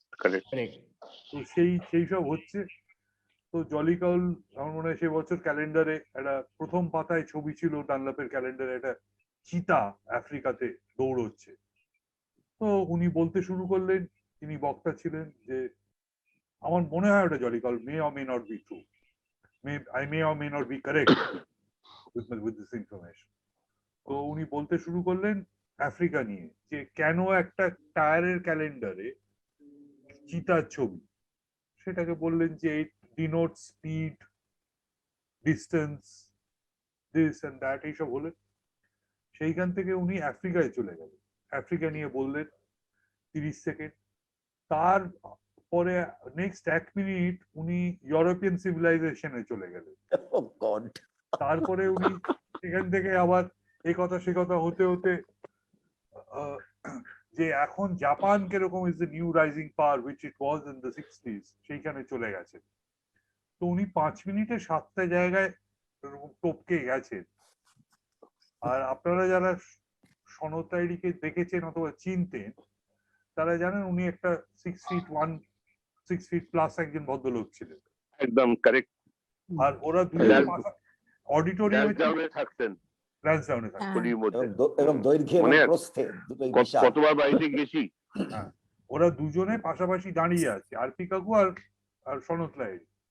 সুতরাং RP কাকু had to raise himself to whisper something, and Sanat Lahiri had to bend down to hear what RP কাকু was saying.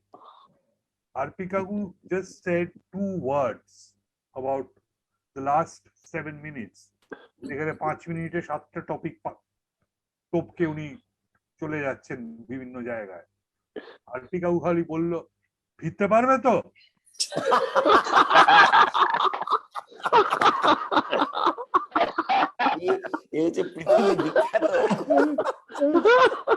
কিন্তু আমি আর একটা গল্প বলি। আরপির জীবনের প্রথম, আরপি একটা ফিল্ম করেছিলেন, একটা অ্যাডভার্টাইজিং ফিল্ম, বক্সিং। সুতরাং সেটা ছিল একটা সিগারেটের বিজ্ঞাপন। তো আরপি তো খুব রোগাশোগা ছিলেন, তো উনি তার সামনে যে আছে মোটা সোটা, তাকে মারবেন আর সে ভাব করে পড়ে যাবে, সিগারেটটা কত স্ট্রং সেটা দেখানো হবে। মৃত্যুঞ্জয় দাদা বাবার ভীষণ ক্লোজ আর ঘনিষ্ঠ, মানে ছোটবেলাকার সবচেয়ে প্রিয় বন্ধু রনেন। ইংল্যান্ডে থাকতো, সে ছুটিতে ছিল। রাইট, এইসব ভাবা যায় না, মানে মেজি মামা এক একটা ঘটনা। এই যে সেদিন যে বক্তা যেই তিনি থাকুক, ওই যে 5 মিনিটে 7টা জিনিস টপকে চলে গেছিলেন, আমরা হলে কি বলতাম? আমরা হলে ইরিটেটেড হয়ে যেতাম, বলতাম এরকম ইররিলেভেন্ট কথা বলছে, অথবা রিলেভেন্ট নয়। এই হলো উনি কোনো জাস্টিস, উনি কোনো মরাল হাই গ্রাউন্ড, উনি কোনো ডিডাকশনে গেলেন না। উনি একটাই কথা বললেন, ফিরতে পারবে তো? আমি একটা কথা বলতে চাই যে বাবার তো কিছু কিছু মানে ঘনিষ্ঠ বন্ধুদের সঙ্গে একটা মানে কোড ওয়ার্ড একটা নাম হতো, তো সবাই তো কুমার কাকাকে চেনে, কুমার প্রসাদ মুখোপাধ্যায়। তো বাবা আর ওর ফোন তুললেই কি মুখোমুখি হলেই একটা কথা, কালী গোবিন্দ, গোবিন্দ গোবিন্দ কালী। না বাট এই মুক্তির গল্পটা হচ্ছে নাকি সনদতারা কোথায় গেছে আর ওই কেউ আসেনি, অনেকক্ষণ বসে আছে ওই রেস্টুরেন্টে, আর মানে ওয়েট করে করে আবার এসে তখন সাহেব ছিল, সে বলে ভেরি সরি যে দেরি হয়ে গেছে, তো ঠিক আছে। তো বাবা বললো যে অতক্ষণ তুমি কি করলে? বলে আমি সারা রেস্টুরেন্ট তাকিয়ে সবাইকে তাকিয়ে বললাম মুক্কি মুক্কি। শরৎ কাকা সারাক্ষণ বসে সবাইকে তাকিয়ে বলে গেল মুক্কি মুক্কি। তুইও ভিকটিম ছিলিস ছোটবেলায়, গার্গিও ভিকটিম ছিল। গার্গি বসে থাকতো, বাবার কেউ বন্ধু এলে ভীষণ রোগা ছিল, ভীষণ ভীষণ। মৃত্যুঞ্জয়দা দেখেছো, জিভ তো বড্ড ছোট্ট ছিল, আর ওর একটা কাপড় ছবি ছিল, আছে, আঙুল চুষত, আঙুল চুষত। আর ও তো বাবার মানে যাকে স্নেহের পাত্রে এসে বাবার কোলে বসতো, সনদ কাকুও তো মানে ভীষণ আমাদের আদর করতো, ভীষণ। আর সবসময় সনদ কাকু যখন আদর করতো মানে গায়ে ভুরভুর ভুরভুর করতো একটা গন্ধ, তো আমরা খুব ভালোবাসতাম আদর খেতে। এনিওয়ে, তো সনদ যেই বসতো কিছুক্ষণ, আমারও মনে আছে 8-10 মিনিট একটা ভারী, সনদ কাকুর একটা দারুণ হ্যান্ডসাম কিন্তু ভারী মুখ ছিল। কিছুক্ষণ টাইম টু টাইম বুলার দিকে তাকিয়েই খালি একটা সেটলো ডাকতো, সেটলো মুক্কি, মানে কোনো হাসি নেই, মুক্কি মুক্কি, মানে গার্গি বুলার দিকে তাকিয়ে। আই থিঙ্ক আমি এতক্ষণ অব্দি ফেসবুক থেকে যা রেসপন্স আমি ট্র্যাক করছিলাম তাতে দেখতে পাচ্ছি যে যারা এটা অ্যাটেন্ড করেছেন, it is almost reached about 600. That's the number I'm getting from Facebook. That's pretty good. That's 600 is the reach so far. তার মধ্যে অনেকেই খুব এটা মজা পেয়েছেন। ইনফ্যাক্ট অভিজিৎ সেন সাংবাদিক বন্ধু আমাদের, তিনি একটু আগে এটা কমেন্ট করেছিলেন যে গার্গির কাছ থেকে কিছু শুনতে চাই, তো গার্গিও শুনিয়ে দিয়েছেন এই গল্পটা। আমার খালি এটা শেষ করতে হবে তার আগে, কারণ এটা শেষ নেই, কিন্তু কোথাও একটা তো শেষ করতেই হবে। এরকম নিরেট বাংলা আড্ডা অ্যাবসলিউটলি মানে অল ওভার দ্য প্লেস একটা শার্দুল বাবুর ছাপ এই আজকে আমাদের অলিজ আড্ডায় ডেফিনেটলি পাচ্ছি হয়েছে। এবং একটা জিনিস ওটা হচ্ছে দ্য হোমাজ এক্সিবিশন ট্রাইসেন্টিনারি, সাংবাদিক বন্ধু জানাচ্ছেন, যেটা নিয়ে তুমি আর জিৎ আর মৃত্যুন্দা কথা বলছিল, ওই যে যেখানে ওই যে যখন ওই MF হুসেন ওনার ট্রাইসেন্টিনারি হোমাজ এক্সিবিশন। এখন সেটা হচ্ছে যে একটা প্রশ্ন খুব স্বাভাবিক, এই যে এতজন মিলে আমরা শার্দুল বাবুকে নিয়ে আলোচনা করছি, তোমরা একটা ইয়ে করেছো ওই গত 14 তারিখে, তোমাদের একটা সংগঠন মতো একটা group. How are you planning to carry him forward? মানে এই যে একটা বই বেরিয়েছে, আর উই স্টপিং দেয়ার, এই যে দেবজিৎ বললো যে ওনার ইংরেজি লেখাগুলোকে যদি একত্রিত করে কিছু করা যায়, হ্যাঁ ওনার নানান রকম এই অমলদার ছবিটা কি রিস্টার্ট মানে জুড়ে জুড়ে রিস্টার্ট করা যায়? It's a document that we can't let go. এটা ডকুমেন্টই শার্দুলদার, সত্যি কথা বলতে কি শার্দুলদাকে যারা চিনতো তারা তো অনেকেই এখনো আছে, হ্যাঁ, এবং তাদের বিভিন্ন because Shankarlal will again can play very important role, because শঙ্করলালের সঙ্গে এই ছবিটা নিয়ে শার্দুলদার অনেক কথা হয়েছিল, মানে প্ল্যানিং স্টেজটা, মানে পুরো স্ক্রিপ্টটা শঙ্করলাল করছিল প্র্যাকটিক্যালি। তো সেইটা যিনি শঙ্করলাল যেদিন আমাদের এখানে আসবে, হ্যাঁ, we can discuss about it certainly. Sure. So let us keep this thing going, let us keep the flame going. Ajit, একটা জিনিস যেটা বলার ছিল, যেটা গার্গির সঙ্গে এবং উত্তরার সঙ্গেও আমার কিছুটা এটা নিয়ে কথা বলার সুযোগ হয়েছে। গার্গি যেহেতু কলকাতায় থাকে এবং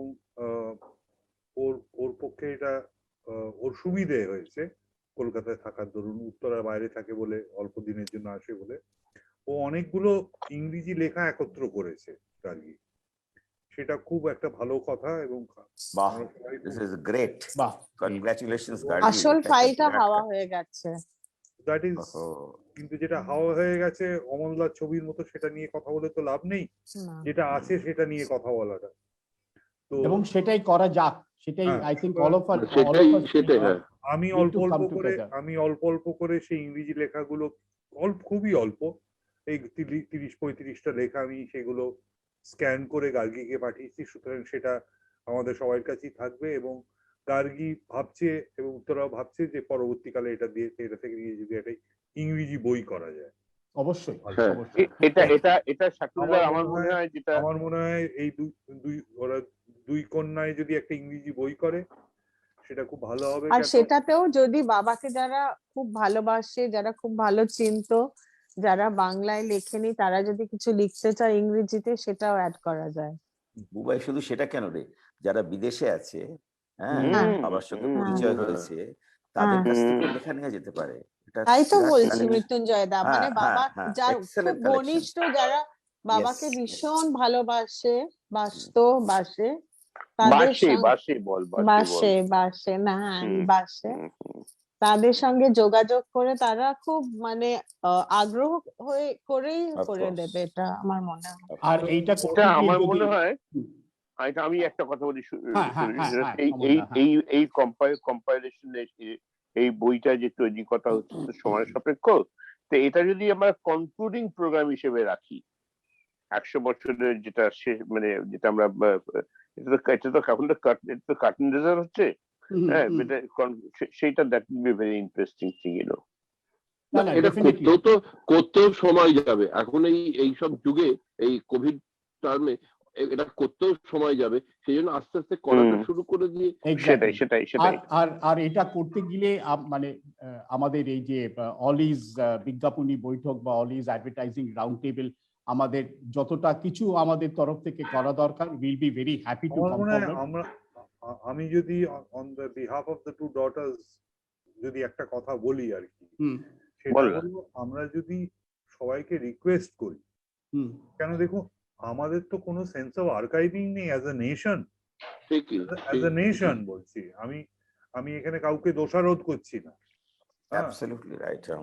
আমাদের তো কোনো সেন্স অফ আর্কাইভিং নেই as a race and as a nation.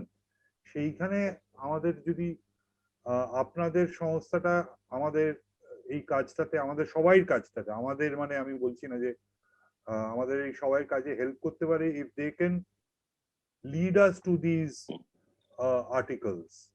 মানে আমি জানি টাইমস অফ ইন্ডিয়াতে দুটো বেরিয়েছিল, মৃত্যুঞ্জয় দা তো আরো তিনটের কথা বলবে, অমল দা তো আরো দুটোর কথা বলবে, দেবজিৎ তো বলছে ওর কাছে কিছু রয়েছে। আমার মনে হয় জি, হ্যাঁ, দিস ইজ সুতরাং আমরা first what we have need to do before we look at a book, but we need to identify the articles and we have to get Xerox copies of it or any kind of replicas of it. It could be a scan. এই ইংরেজি লেখাগুলো। No, let us work on it. Let us work together. I think that will be. No, I'm using this platform to announce, to request people to let your organization be informed about any such article, or we can go into newspaper archives and look for them. So কিন্তু হাতের কাছে অনেকের কাছেই রয়েছে, আমার কাছে হয়তো 4টে রয়েছে, অন্য কারোর কাছে সবচেয়ে বেশি কালেকশন আছে টাইমস অফ ইন্ডিয়াতে, হ্যাঁ। কিন্তু সেটা ইম্পসিবল। বাবা যখন ছিল তখন গিরিলাল জেন, এখন তো সবই মানে পুরো আপসাইড সবই পাল্টে গেছে। তবে একটা জিনিস আমাদের এই অলিজ বিজ্ঞাপনী বৈঠক থেকে আমাদের একটা যেটা আমরা এটা শুরু করেছি, এটা হচ্ছে একটি পত্রিকা। এটা অ্যাকচুয়ালি বিজ্ঞাপনের সংক্রান্ত বাংলায় প্রথম পত্রিকা, এবং আপাতত পত্রিকা কেন আমাদের পয়সা করি নেই ছাপাবার। তার নাম হচ্ছে সেকাল একাল। এই সেকাল একালের প্রথম ইস্যুটা আমরা করেছিলাম সত্যজিৎ রায়ের বিজ্ঞাপনের দিকটা নিয়ে, সত্যজিৎ সংখ্যা। এখন যেটা বেরোতে চলেছে এই ডিসেম্বরের শেষে, সেটা হবে ক্রিকেট এবং বিজ্ঞাপন নিয়ে। কেন এখন ক্রিকেট ছাড়া বিজ্ঞাপন হয় না, বিজ্ঞাপন ছাড়া ক্রিকেট হয় না। সেই জন্য এতে অনেকেই লিখেছেন, যেমনি বরিয়া মজুমদার, জয় ভট্টাচার্য ইত্যাদি। এর পরেরটা যেটা আমরা প্ল্যান করেছি, দ্যাট ইজ ডেডিকেটেড টু শাটুল বাবু, এবং সেখান থেকেও আমরা যতটা we will try and take up and see what all we can collect and collate. I'm happy you made that request, or this will be a privilege absolutely on our part to this platform to only make the request if people could identify. Absolutely, we will. We all will be very grateful. No, not at all. We will be very happy and privileged to be a part of this. I'm sure Bodhi is listening to this and she will take the prime move on this.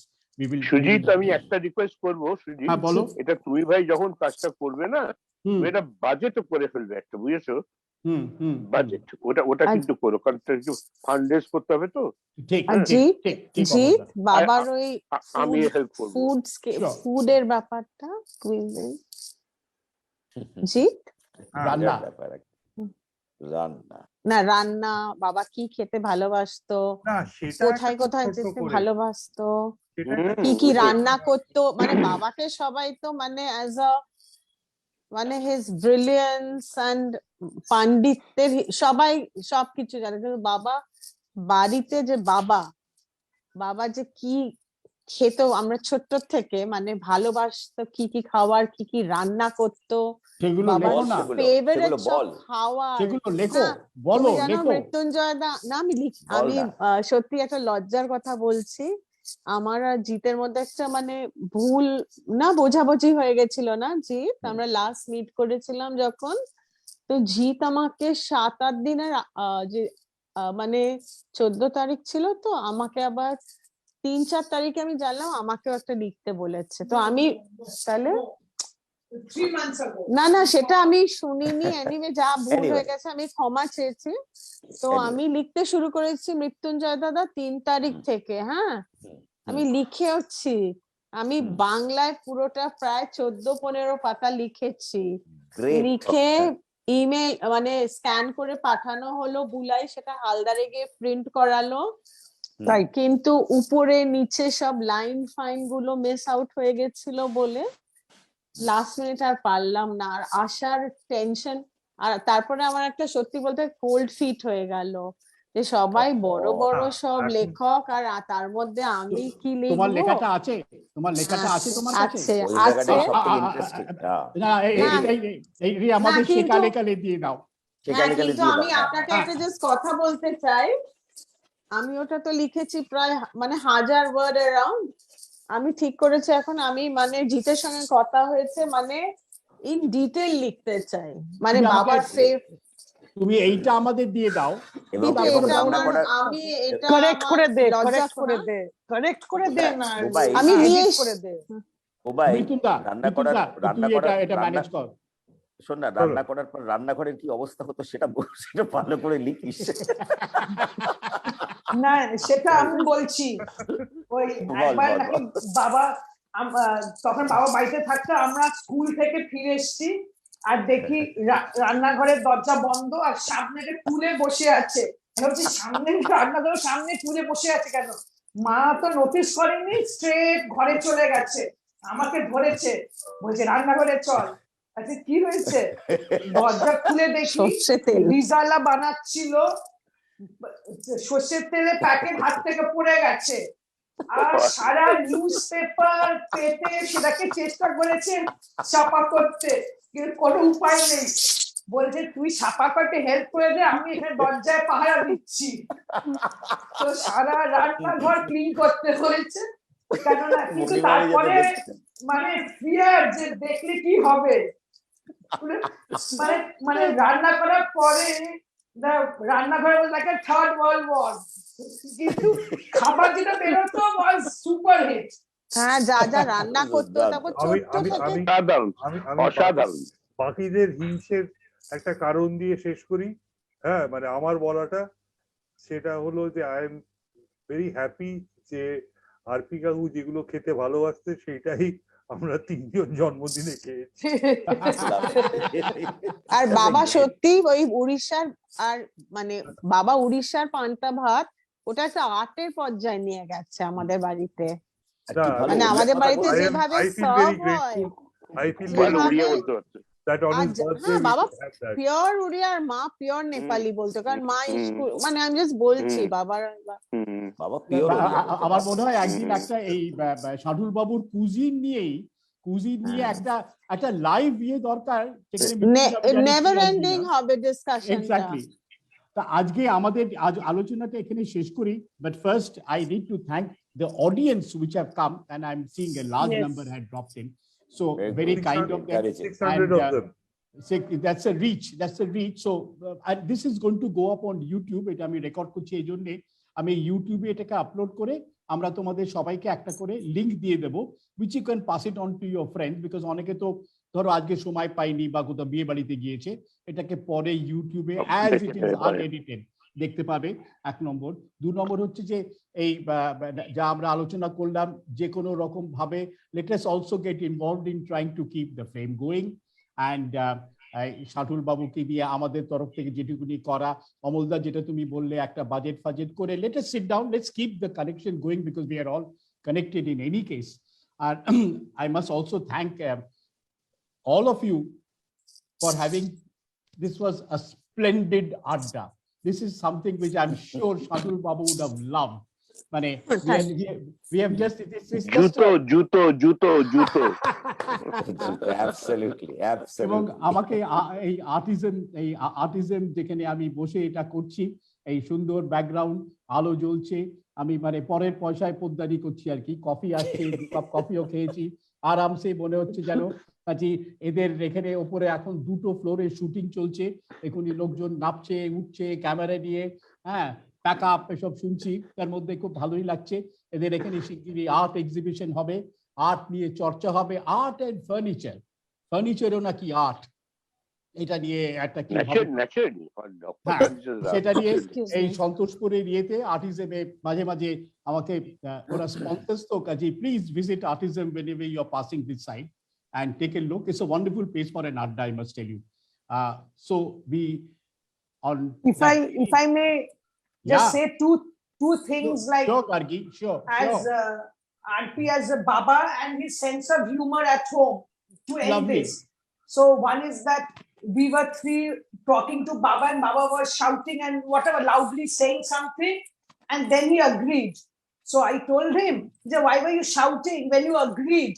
So he said, let the neighbors know that I have a voice in this house. How will they know that I said yes later on? And the last thing he would say, I will never ever live with 3 women ever in my life. আর আরেকটা বাবা বলতো, বাবা যদি দেখতে পায়, বাবা যদি বাবার ওই প্রোগ্রামটায় থাকতো, কি বাবা যদি যেখান থেকে হয় দেখছে, বাবার একটা টিপিক্যাল এই হাত দিয়ে যেটা আমার ছেলে পেয়েছে, খুব সিরিয়াসলি বলে, মামা ভাবা যায় না। বাবা এটা একটা, যারা বাবাকে ভালো চেনে, এই হাত দিয়ে মৃত্যুঞ্জয় দাদা ভাবা যায় না।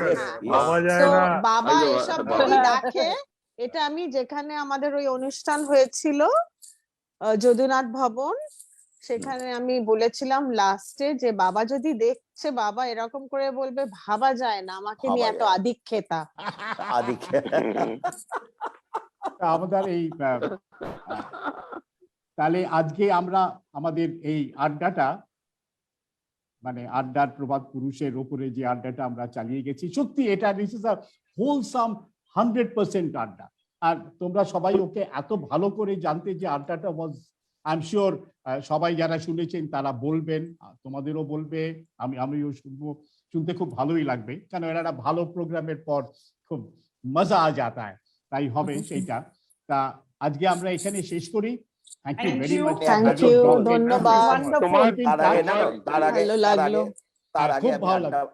তার আগে আড্ডা পুরুষের বাড়ির একটা সিনের কথা বলবো, না বললে হয় না। হ্যাঁ ঠিক আছে, এটা বলে।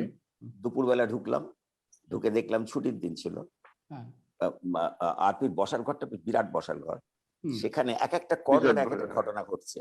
কোথাও হাবিব তানভীর বসে এই পটচিত্র দেখাচ্ছে, কোথাও মেদিনীপুরের পটালা বসে গান গাইছে, কোথাও আমাদের কালীধন আর তাসের আড্ডা চলেছে, তারপরে কোথাও একটা বাউল বসে গান শোনাচ্ছে, সব এভরিথিং ইজ হ্যাপেনিং কিন্তু। এবং তার রাধাপ্রসাদ, সবাই এসে রাধাপ্রসাদ সব শোনাবার জন্য, আলোচনা করার জন্য।